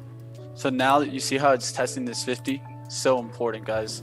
Now I just want to see a big volume jump in here as it rips through 50. If it heads down below VWAP, we get out break even. Why? I'd ask John that question. What does VWAP usually represent for us? A trend change, you know. Exactly. Why am I going to be in the stock if it's going to go back underneath VWAP? I'll get out and can come back in. I think this is one thing that I do well now and really been trying to focus on. Yeah, for sure. Yeah, VWAP, I use it with penny stocks too. Yeah. I mean, there's so many times that I'm seeing traders getting the good trades, not hold the good trades, and then next thing you know, they're holding on to a bagger. Yeah. Hey, you know how it goes. You know, it is what it is. You know, I think that like you said earlier, I think one of the best things you can learn to do as a trader is just let go of your losses. You know, just put your hands in the air and say I'm done with it. You know, and then move on and you know, refresh.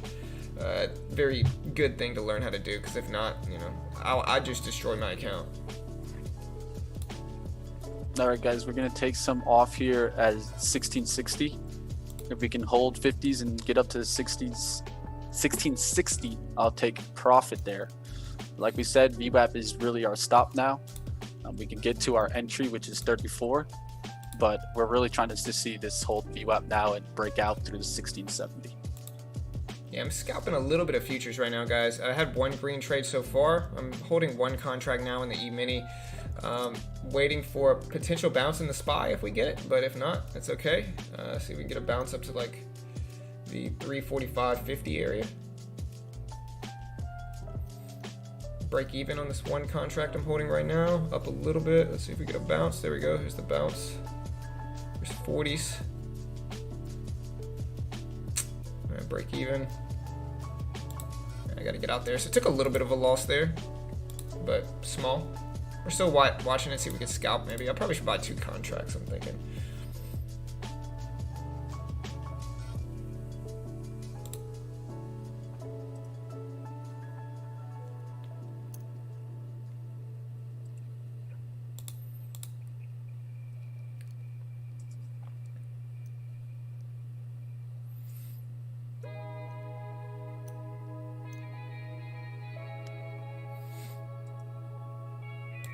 All right, scalped another decent little scalp on futures. Made about 50 bucks on that. Still scalping these. Maybe I should have held on to a little bit of there, but market looks like it might be breaking highs. I might jump back in with another contract if we can break that 345.50 level. There's the break. Let's see if we get a hold. Ooh, huge squeeze up. I'm in one contract, riding this up. We're up to the 60s. I'm gonna get out there, made $40 there. Up 30 something on the day total. Scalping these futures. Had 1 loss, 3 wins.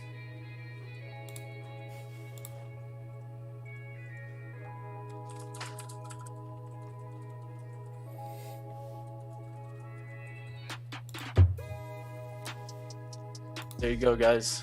Back above 50, pushing on 60. When you see this much momentum, I'm not even gonna take profit. Now it's just about 50s holding.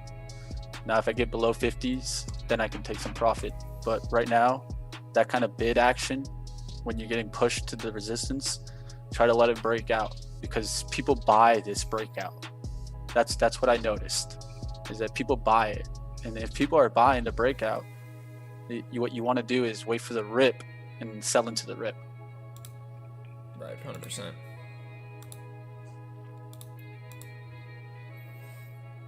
I took a little bit of a loss there in futures. I think I'm down like 50 bucks now, but you guys know me. I kind of takes a few trades to get into my rhythm here. You come to buyers.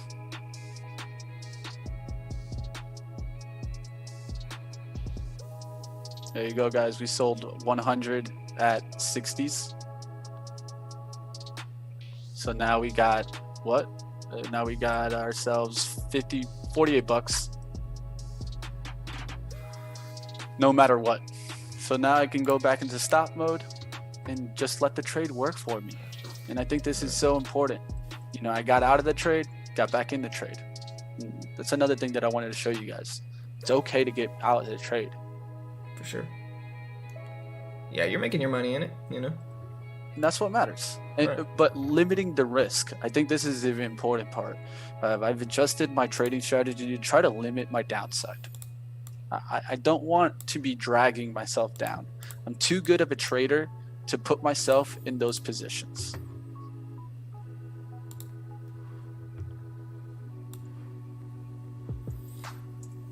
For all my other futures traders here, what other kind of contracts are as volatile as the E-mini? Because the only one that I've seen that has decent volatility, there's the E-Russell. What about crude oil? I wonder how that's looking today. It's kind of volatile. What do I watch in the main market to watch crude? Is it /CL or what's a crude ETF? Gush, right? I guess I'll keep trading the E-mini.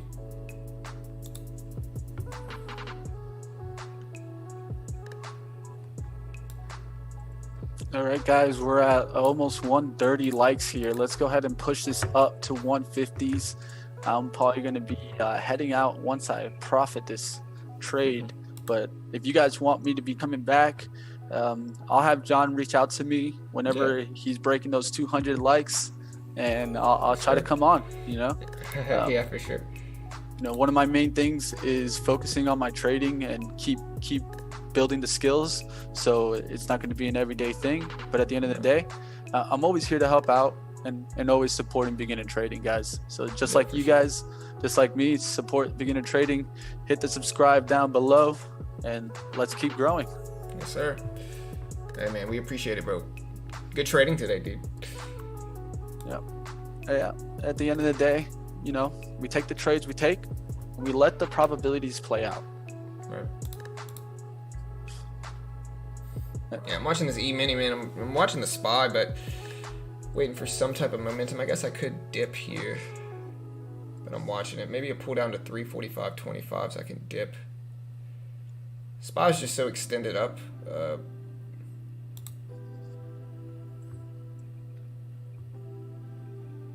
right, I'm in with one contract of the SPY here.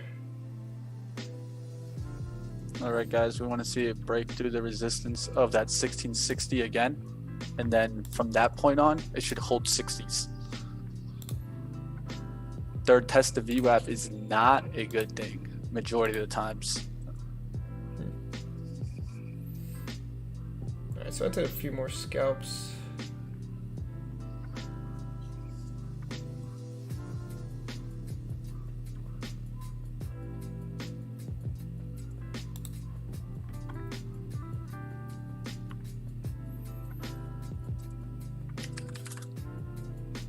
I'm in one more contract in futures. Break even right now.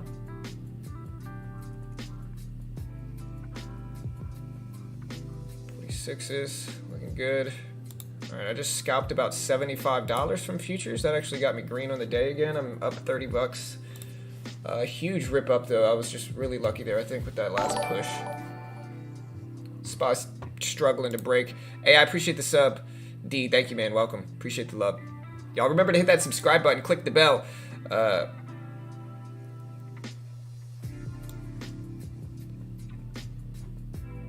Still watching futures. How many shares is in one contract? Always 100, Richard.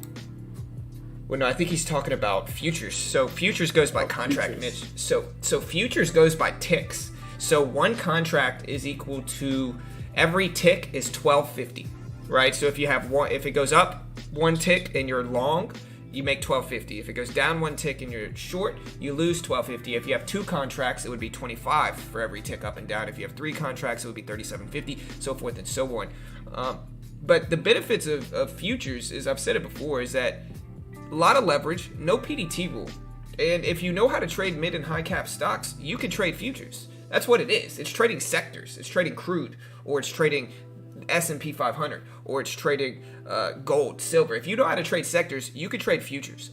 And like I said, I haven't lost since I started, and it's been very easy for me to transition from somebody that pairs trades the SPY and the S&P 500, transitioning to futures. The top step funded account program, less than $150. a month. They legitimately fund you, and this is like a regulated U.S. funded account program. Just really legit program.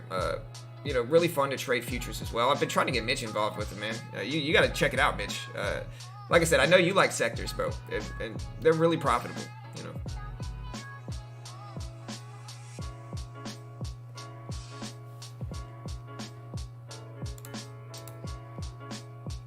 All right, we're going to get that retest of 50s here. Let's see if we get that breakout that we're looking for. Am I in any trades, Leo? Yeah, I'm just sitting in the SPWR. Just hanging out. Yeah, see, hang out. Somebody said that they wanted me to take another look at, what was it, PIXY? Or was it HUSN? I'm out of all my trades, guys. So even if penny stocks run after I exit, I'm not trying to long-term hold these things. I'm not trying to long-term day trade. I'm just trying to get in and out, scalp these moves, and finish. And like I said, I haven't lost this week. You guys have watched me trade live. I'm up $20 today, made money yesterday, made money the day before, growing a small account. And I take 1 or 2 trades a day, and I make my money, and I'm done. And I'm not going to stop doing a good thing here. I've been making money every day. It would be crazy for me to try to change my trading style, even though I've been as successful as I have been lately in penny stocks. MDRR, getting a shout out from Christian. Yeah, it's a real estate trust. It's a REIT. We had another real estate trust today too. I can't remember what it was, but that one ripped yesterday. Got hammered in pre-market and yesterday after it ripped, and now it's squeezing up to the previous closing price, which is at 285 for MDRR, guys. So watch that 285 previous closing price level. Yeah, this one seems like there's a little manipulation in it. So just make sure that you're trying to get good entries in a stock like MDRR that has 137 million shares traded yesterday. Let me see what happened yesterday that made it do that. Yeah, and I posted the link if anybody does want to check out the Top Step program. Like I said, it's the cheapest funded account program I've seen. If you can make the base one, I think it's like $130 with my link. If you can make $2,000 while following the rest of their rules, they fund you $50K, or maybe it's like $30K. But yeah, check out the link there. You get 20% off. And I've had a lot of fun trading on this so far. Oof. Yeah, MDRR did get rejected at the previous close at 285. Mitch's trade on SPWR is looking solid, though. I like how patient Mitch is being today, too. Yup, it's one of the things I've been working on. It's like, one thing I started noticing is that you can't put emotion into your trade. That's like the opposite of what you should be doing. Right. So when I get into these moments, I try my best to just enjoy my day. I'm doing what I love to do, guys. I'm trading. So you gotta love what you're doing. It's one of the best ways to really succeed in life. If you're not loving what you're doing, then you're just always gonna be like finishing your day and then stressing about your trades, stressing about what strategy you took. Enjoy what you do and start trying to be a master in your area.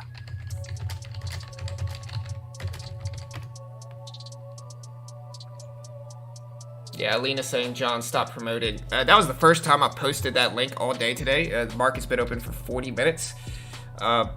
We don't charge for anything. Everything we do here is completely free. And so, yeah, y'all better believe I'm going to post affiliate links every now and then. And y'all can get over it.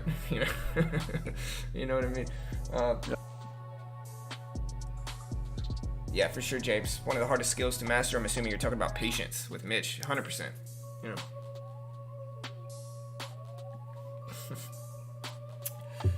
We love you too, Alina. I'm just messing with you a little bit. I mean, I'm serious, but I'm also I know you're joking, and I'm messing with you back a little bit, so you're good. Do we have the same facial style? I had the big beard, bro. I had a huge one in COVID times. Like that thing got Yours is a little bit scruffier than mine, but I think similar, I think it's similar. No trim life until it gets too long, Yeah. Here we go, guys. Let's get that. I'm getting ready for that blowout through the 60s.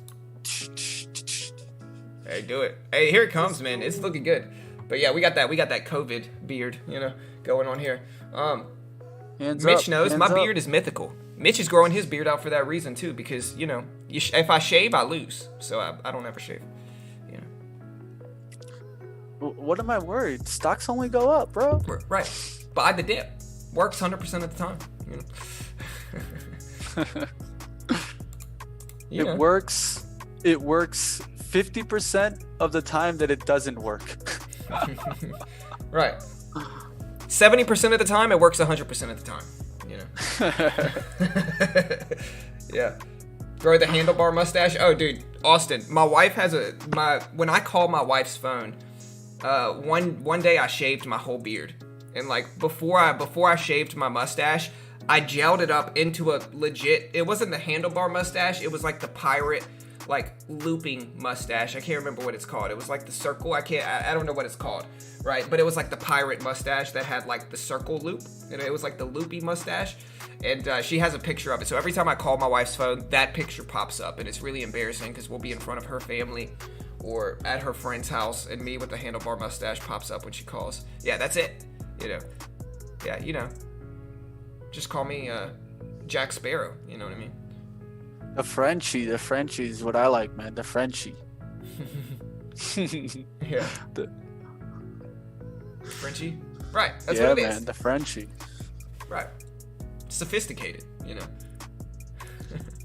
So, we got in trend, right? Watch how this is going to try to test trend right here. So, you see this down, kind of you get what's called a rising wedge now. Why? 3 tests to go out through 660. And on this test right here, to tell you the truth, that's where it should have broke. That's like the 1 minute pattern. Now, it would be going into a deeper pattern, 5 minutes, and it could come down to 38s, maybe even all the way down to 26. So now it's kind of a matter of, will it hold the VWAP and get back up to test again? If it breaks VWAP, we're done for the day and we celebrate, not be upset that we didn't get more profit. Right. Green is green, bro. You know. Yeah, man. Hey, everybody, welcome Warrior Trading's group. Every day I've been noticing this trend in the stream.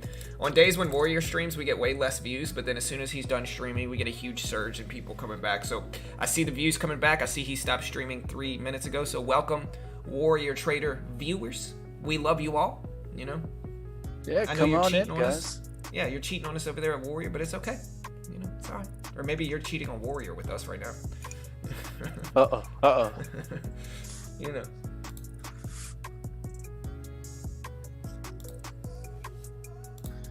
I think one of the important things to always understand, guys, is that you always want to be trying to trade with people that try to be on the consistent side of strategy. So always try to involve yourself around those types of traders. There's a saying that you usually have the results of the average of your 5 closest friends. So what you want to do is involve yourself with some traders that are really trying to expand their levels of study, expand their skills, take massive amounts of data. Those are the traders you want to be involved with. Those are the traders that in the long run, their consistency can actually come to you because you open your mind and surround yourself with the right kind of thinking. Man. You are who you hang out with, you know, and that's a big thing in trading, especially, you know, you're the, like Mitch said, that's a really great saying, which is just you're the average of your 5 closest friends. Your 5 closest friends are lazy, you're going to be lazy. If your 5 closest friends are working hard, you're going to work hard, you know. If you don't have friends, make the right ones. Right, for sure. I am in a contract here. I just scalped a little bit on the SPY.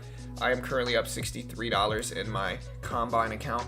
It says demo because this is just the challenge Combine account, but you can see up $63. I gotta be pretty accurate today, I think. Let me see.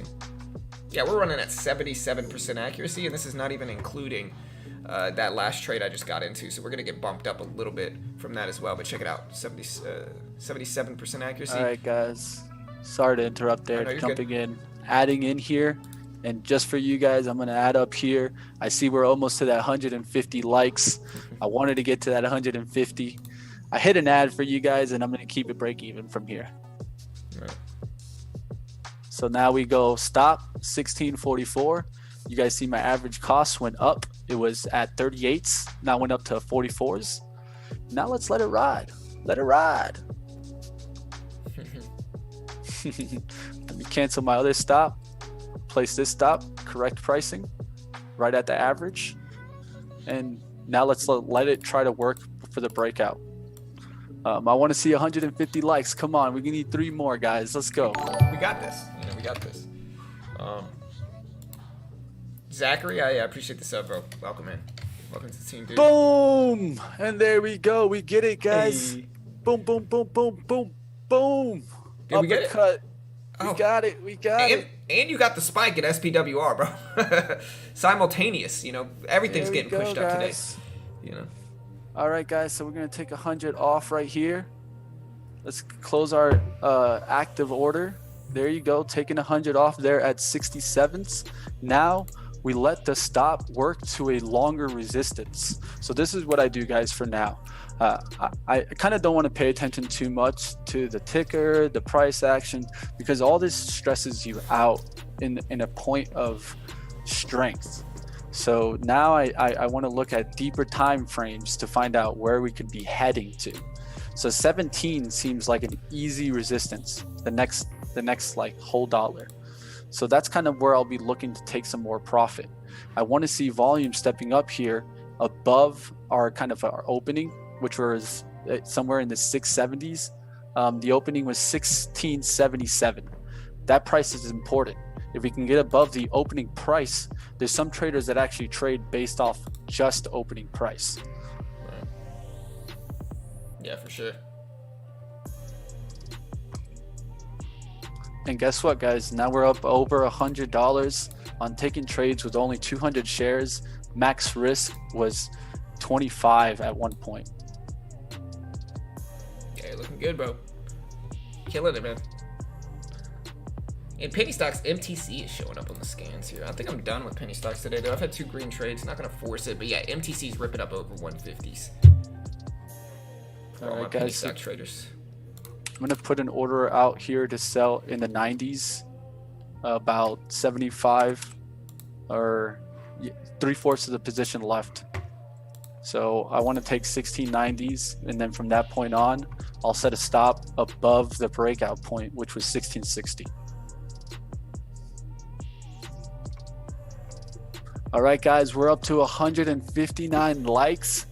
Can we get Mitch back with 200? If we get 200 likes, John's gonna be hitting me up, guys. Yeah. I'll try to come back as much as often as you guys support the channel. Did Ross shave his? No, Ross still has his ponytail. Sorry, I saw a picture of Ross on my YouTube feed and it looked like he shaved. But yeah, we get over 200 likes, Mitch will be back, team. What's up, Tar? What's up, man? No full-time trading just yet, guys. Building up an account. I really been building towards that day trading account.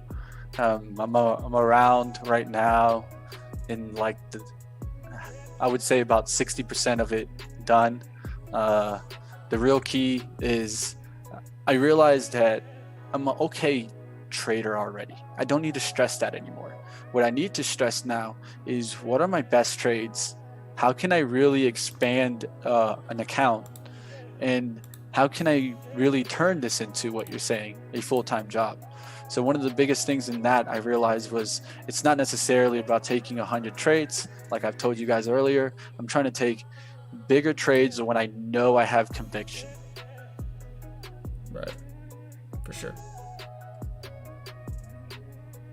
Conviction's important, man. 100%. When you have that, we talk about it like being in the zone. The Mark Right. Douglas, when you're in the zone, you start killing it, For sure. And the zone can only last so long. So that's another thing, Zones don't last forever. Yeah, we were actually talking about it yesterday. Like, there's kind of like a flow state to the market, where you kind of get into like a flow state and you just start kind of you don't know why you can predict what happens, but you just kind of know. You know what I mean? And it happens, certainly. You and I talked about it a lot before as well. But there is like a flow state that you get into in the market, and it can be super profitable if you can find it, you know? Yep. I'll put it up in the chat, just like my favorite weed strand, flow. Yeah. Yeah, I'm still jealous. Gotta have that flow. In Colorado, you know? Oh, I got the med card now. What's up?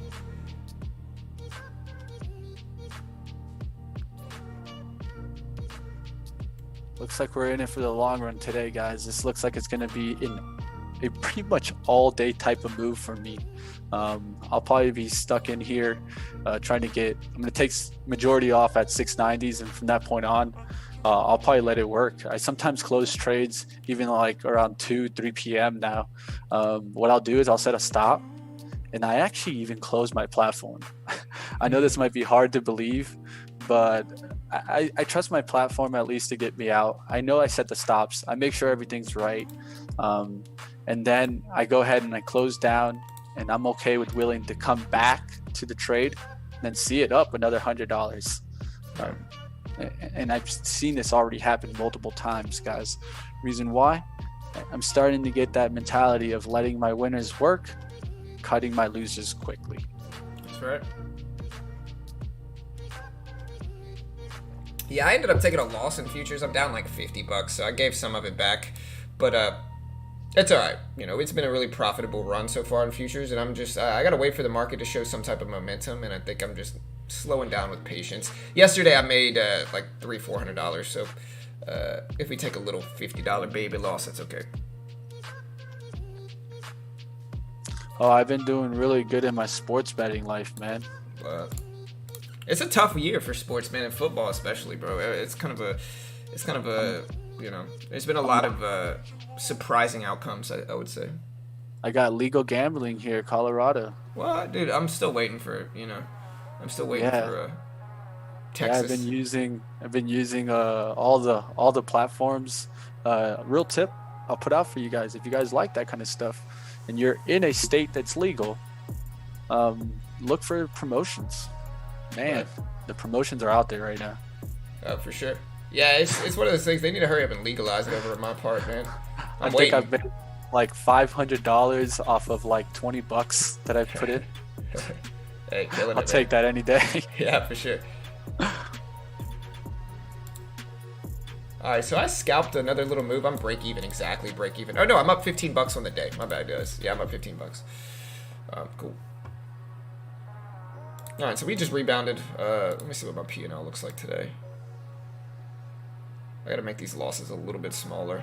But we're running at 80% accuracy though. Not too bad. Sandy from the chat, Sandy man, that's 100% true. Is a great question here, guys. Is your stop a market stop? I ask because sometimes stop limits don't happen. 100%. With that being said, the only reason I do market stops is because it's such a small share size amount. Let's say if I was up to even 500 shares, I wouldn't do a market stop. 500 shares is not a position I walk away from. Now, if I have 100 shares, 50 shares left, 25 shares left, I'm not really concerned too much about my filling. It should fill me relatively close to my price, maybe a cent or two off, and that's why I always put my stop really close to that number. And now that I'm in a position of power and letting the trade go, I've even had the stop right dead exactly on my entry. I can lose 4 cents on 25 shares. That's nothing. It doesn't hurt. So that's what I try to do, guys, is get myself in these positions, because some days you will get a stock to just completely rip out 2-3 points. And I've learned, hey, if I can keep 25 shares, 75 shares for a 2-point or 3-point move, and I only risk 20 cents out of the whole trade, that's a hell of a trade. That's a home run. So I look for the base hits and let the home runs come to me. Let them come to me. I don't look for home runs. I let the home run just happen. And then I look back at my account and I'm like, okay, looks like we got a home run today. Looks like part. Go ahead. So, yeah. It's like all you can do is come up to bat every day. It's not sure. It's not necessarily about winning every day. It's not necessarily about losing every day. It's just about trying to find what works for you guys. And John's been changing. You guys sometimes have to adapt also. Right. I've adapted. Always try to adapt to what works best. For sure. Yeah, it's one of those things where one of the things that helped me is stop looking for home runs too, and I just started to scale into my penny stock positions a little bit more, and just changing that one little aspect just helped me skyrocket my, trading game in penny stocks. And so sometimes you got to stop. Mitch is really good about that, where he doesn't look for home runs, he just looks for base hits, and if they come to him, they come to him, and I think that's how you got to look at it.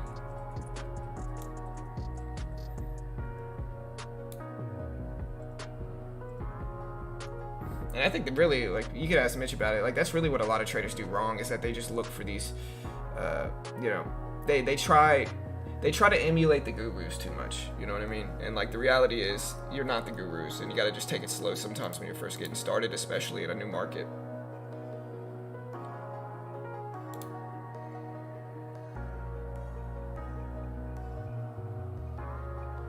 Yeah, I like the matching promotions. I wish some brokers gave me deposit matches. Yeah, for sure. Yeah, dude. Bro. And get that account rolling real quick. And sportsbook. Yeah. Yeah, for sure. Yeah. The deposit matches are a beautiful thing. Yeah, I've been playing poker a little bit on. I streamed on Twitch like once or twice so far, and those poker rooms do it too. Yeah, man. I mean, I think the other day I got $50 for a $1 bet, so I got $50 free trading, free credits, and turned that into like almost $300. Nice. Hey, that's how you do it, though. Poker's the same way. And to like kind of relate it, so the way that I compare my sports betting to stocks, I'm going to teach you guys a really cool thing that I do now. This is something that I learned to do, not something that was something that I used to do in sports, and now that I've always done it and that I've always made money. I've been making more money now because I hedge. I actually hedge in sports betting. How do you hedge in sports betting? So what I do is, let's say if I pick the Rays tonight. All right, I picked the Rays tonight. What I'm looking for essentially is, I have high conviction that they'll probably do well. When they go up 4-0 or 2-0 or something like that, the odds for the opposite side team get so bad for them to win that you take that percentage as your hedge. So you have to always think about it like this. If I'm in a kind of, even a stock, like this stock trade, let's say I'm risking $50 on this trade, right? And I put in $50 for $50, so it's a 1-to-1 bet. Okay. Once I'm in the lead, I want to hedge that. I don't want to make sure that I lose that money that is essentially almost, the probability is on my side now. So if I buy the opposite team, I'm essentially paying for protection. And I think this is an important thing to learn. I learned this from stock traders that do arbitrage trading, and where they're taking an index on the opposite way and then taking stocks in one direction. This does is it gives them alpha. So it gives them protection on downside risk and gives them an ability to keep making money in one direction. Yes, it limits your gains, but it also limits your losses. And I think this is so important. I got into like some bets now that I literally can turn it off. I've already made the money. Nice. Basketball, one of the easiest ones. You go up 10 points. The other day, I did it on the Celtics and the Heat. I had the Heat to win. The Heat got up about 10 points. I immediately threw $6. That's all I needed to cover myself 100%. And so I had done a bet that was about $20 for $50 on the Heat. And then with this $6 that I used, I got $49 in possible reward on the opposite team. So essentially, I just paid $6 to 100% of the time win. How does that work in Colorado? So like, do you just do it online, or you know? Yeah, you could just join any site, any sports platform. I know Colorado is available right now, New Jersey, Michigan. They're working right now with California. So we can talk. Let's talk some long-term stocks. I know we don't usually do this on this channel, but Go ahead. I'll take a look at GAN. GAN is one of my favorite long-term stocks. I'm gonna leave this trade here. Let's keep this trade here. I'm gonna use this chart down here to look at GAN, or if you want to look at it on a bigger chart, that might be even better. Let me change this color. So GAN is one that I like. So when I first started trading, guys, there was a stock called Twilio. And this is when I first started doing my reading of like trading, and I was still in college. Twilio is a company that does digital communications, and they're essentially the thing behind the thing. So the thing that you see behind like Lyft or Uber, when you call and there's like a random number, it's not really that person's number that you're calling, but it's a random number. So it's a platform, a thing behind the thing. And this is what I look for in my longer term stocks. Sports betting. GAN is one of the stocks that I'm looking at long term. Why? Because they have platforms already ready for you. If you wanted to get into the space, you call GAN, you say, hey, I want to get into sports gambling. I have already gotten the kind of legislation. I need you to go ahead and make me that platform. Can we use your service? Boom. They go to GAN sets them up, and now they have a platform. There's plenty of platforms, so this competition is high, but I just think at the end of the day, these guys are not focusing on making money on the actual bets, but making the platforms for the betting. And in my eyes, I like going for companies that don't rely on like everyday users like you and I, John, because we always change our trends. We're always changing with whatever is popular. But now what doesn't change is investments from companies. It's like government contracts for my Maxar stock. Maxar is a space stock that I really liked. I know John's heard me mention this stock way back then. Bunch. Yeah, I liked it when it was at $10. Now this is a stock that's up there at $30. So we're talking two times 200% up from when we talked about it. Biggest thing, government contracts. Governments pay. You know, John and I, we might run away and go to the Bahamas, but the governments can't run away from their contracts. So I always look for story stocks like that. Yeah. All right, guys. Oh, for sure. Sorry, man. Somebody was asking me about the delay on the stream. Yeah, the reason we have delay is trade ideas, and so in order to stream trade ideas, we have to have a delay on the stream. But no, for sure, Mitch. Mitch is a story investor, and that's what he does, and that's what he does really, really well with that. And like, if you could find those stories and identify them, I mean, that's what The Big Short's ultimately about to begin with, is those type of stories. And if you can find the story, if you have a good eye for it, like Mitch, you can profit and make bank from these type of moves. Yeah, and when I first was like back on the channel, like when I was on it every day, I used to think about story, but I didn't know how to really mix it up a lot. So one of the things that I've been doing now is I look for story, but I also look for stories in fundamentals. Like let's say a stock like GME, the fundamentals to it, you know, the story isn't really as bad as it seems.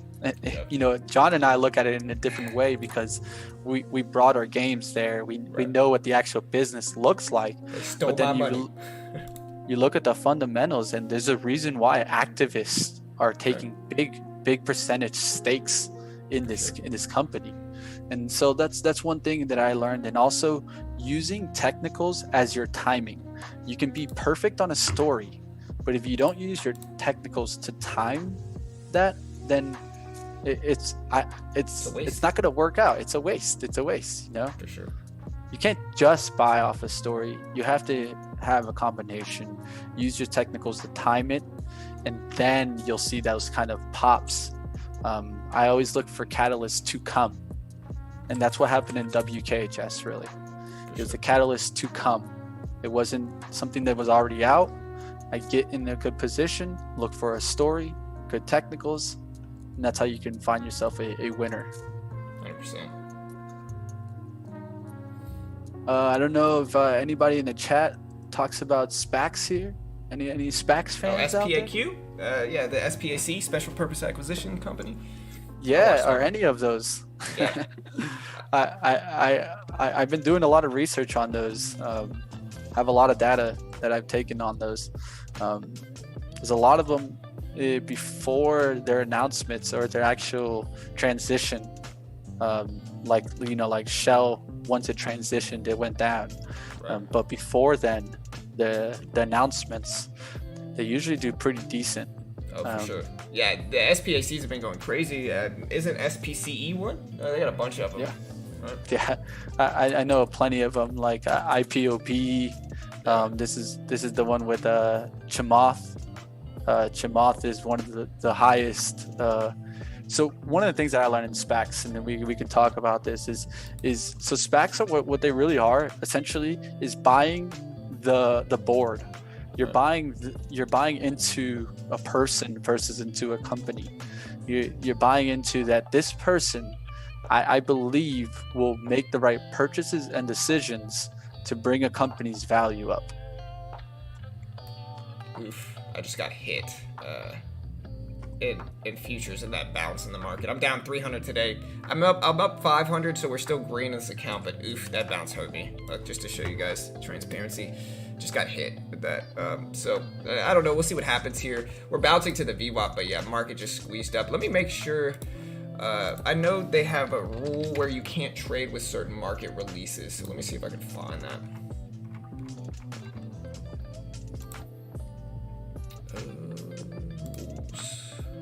I think there was a release today, right? Here it is.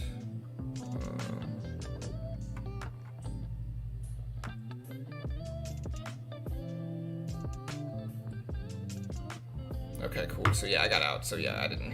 All right, that's fine. Yeah, it was at 9:30 and 10 a.m. I don't think I traded futures at all in that point in time, so we're good. But yeah, with that said, I'll probably stop trading futures. I don't want to give my money back. If I do trade, I'll let you guys know. But you know, definitely that hit me for sure. All right, guys. Probably gonna go ahead and say goodbye here. Stop sharing my screen. You guys can see. Still there at 60s. I still have it at 44s. I can keep you guys updated. I'm just gonna let the trade work. I'm not gonna close it for no reason, and I'm also not gonna just kind of go away for no reason. I'll just let the trade work, and if it continues moving in my direction, we'll go ahead and we'll take some profit in the 1690s, and then we'll look for a 17 breakout. For sure. Yeah, good trading today, man. Yeah, I'll probably go ahead and close the stream down too. If I do trade anymore, I'll let you guys know. But yeah, frustrating first day, but you know, everybody wish Mitch a good day, man. Everybody thank Mitch for hopping on the stream today. You know, really fun stream. Had a lot of fun with him today, and I'm sure he will be back, you know, as always. Gotta support the Heat, gotta support the Rays. Yes, sir. Go Florida teams, even though I'm in Colorado. Hey, still repping Florida. I get it, you know. Hey, got to. Well, yes, I hope you guys really enjoyed your day. Like always, definitely support beginner trading. At the end of the day, never left because John and I aren't friends, or we're not continuing our trading. At the end of the day, what we want to do is continue our process and continue growing. I'll always be a beginner trader in the end, and I'm always going to be a part of this family. Always willing to help anybody from this family. So if you want to reach out, always reach out to me. I have a Twitter account. Story Investors, if you guys want to kind of add me on Twitter. So I've been putting out sometimes stories, but at the end of the day, I always really try to, if I give something out, it's because I know something, not just because I'm just gonna talk out there. So definitely support the stream, guys. Hit the like down below. Those 200 likes bring me on. I don't mind. I'll be back. And I hope you guys do the best and continue trading on your journey. And with beginner trading, and John, the most consistent trader I really know, and I can tell you that because I've known him for years. Yeah, so. Man. Hey, I appreciate it, man. Hey, I'm sure we'll have Mitch back on. Yeah, y'all go check out Mitch's Twitter. Y'all go check out his stuff. You want to you can post your YouTube link if you ever do start posting stuff. He does have a YouTube. I don't know how consistent he is posting stuff, but if you want to get that stuff out there, go ahead, bro. But yeah, guys. I'll put up the Twitter. That's really the only thing I use right now for social or video work or anything like that. But you guys could always reach out to me or just kind of stay on the stories that I talk about, and well, I'll definitely be back. Support. For sure. Later, brother. Appreciate you. Have a good one, guys. All right, guys, I'm going to go ahead and get out of here as well. Green day in penny stocks, red day in futures. Not my favorite futures day, but hey, I'm still learning the market, and so we'll get a little bit of time. I'll try to have that video out today. Like I said, I apologize I didn't have the video out yesterday. I've been getting off omeprazole, and so it's been a little bit of a long road trying not to, take omeprazole anymore. And it's just been a tough time, to be honest, trying to get off of omeprazole. So we'll see what happens. I'll try to get the video out today if I can. All right, I was able to scalp a little bit of the SPY here just now as it cracked down, and so I'm down 194 bucks, which is still pretty small overall in my account. You can see here I am up $331 still in this account, so we're grinding it up slowly and safely if we can. But yeah, guys, good luck. We'll see you guys later. Have a good day. Losing day in futures today, Eric, but again, it's all right, bro. It is what it is. I always try to be transparent and tell you guys if I'm having a losing day. Day's not over yet. We'll see what happens. I'm not sure. I'm not sure what Mitch's Twitter is. I think it said story. Join our Discord. If you want to if you want to check it out, I'm sure I'll get him to post it on our Discord. So yeah, y'all just join our Discord. Here's that Discord link. Yeah, I'm getting out of the day. I'm finishing it up for the day just because it's been a rough day in futures. Green day in penny stocks, but I'm done trading penny stocks. And I'm not just going to, I'm not going to force trading if I don't have anything that I like today. And if the market breaks lows, I will trade futures again. But until then, we're just going to close it down, Here, join our Discord. There's the link for that. Oh, also, if you want to join the Top Step funded account program, I'll post this one more time and sell out real quick because you know how I do. Story Investors is what it's called. But yeah, just join our Discord. I'll get Mitch to post it there. But yeah, if you want to be part of the Top Step funded account program, again, it's the cheapest funded account program I've ever been in.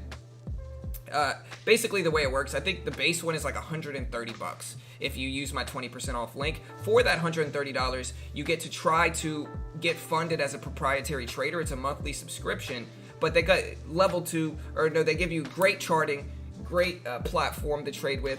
There's zero commissions. There are some fees with their trading, but if you can make $2,000 in futures, they're going to give you a 30K account. If you can make $2,000 in futures while following the rest of their rules, they fund you 30K with an 80% profit split in futures. And if you know how to trade mid and high cap stocks, you know how to trade futures. It makes a lot of sense, and it's honestly the best reviewed funded account program I've ever used. Like if you look at some of these notoriously strict websites that review these funded account programs, Top Step is the best reviewed. Some of the ones that talk bad about a lot of the other funded account programs talk really well about Top Step. And so I think it's the right way to do it, they say, is the Top Step funded account program. Again, it's the cheapest one, and it's a great way to get involved with futures. I'll post this link if you want to check it out. Great way to help support the channel. You could also hit the like button if you haven't already. Great way to help support the channel. Everybody thank Mitch. Mitch stopped out, but hey, he's still green, still killing it and doing well. So shout out to Mitch, still doing his thing.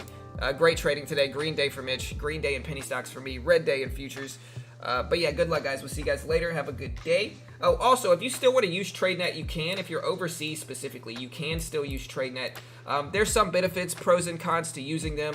It's an educational package, but if you do get approved for the funded account program, which I think almost everybody that applies gets approved, you get 14,000 to trade with, no PDT rules, 70-30 profit split, and a lot of other benefits. And so if you're overseas and want to get funded just in regular stocks, you can check that out.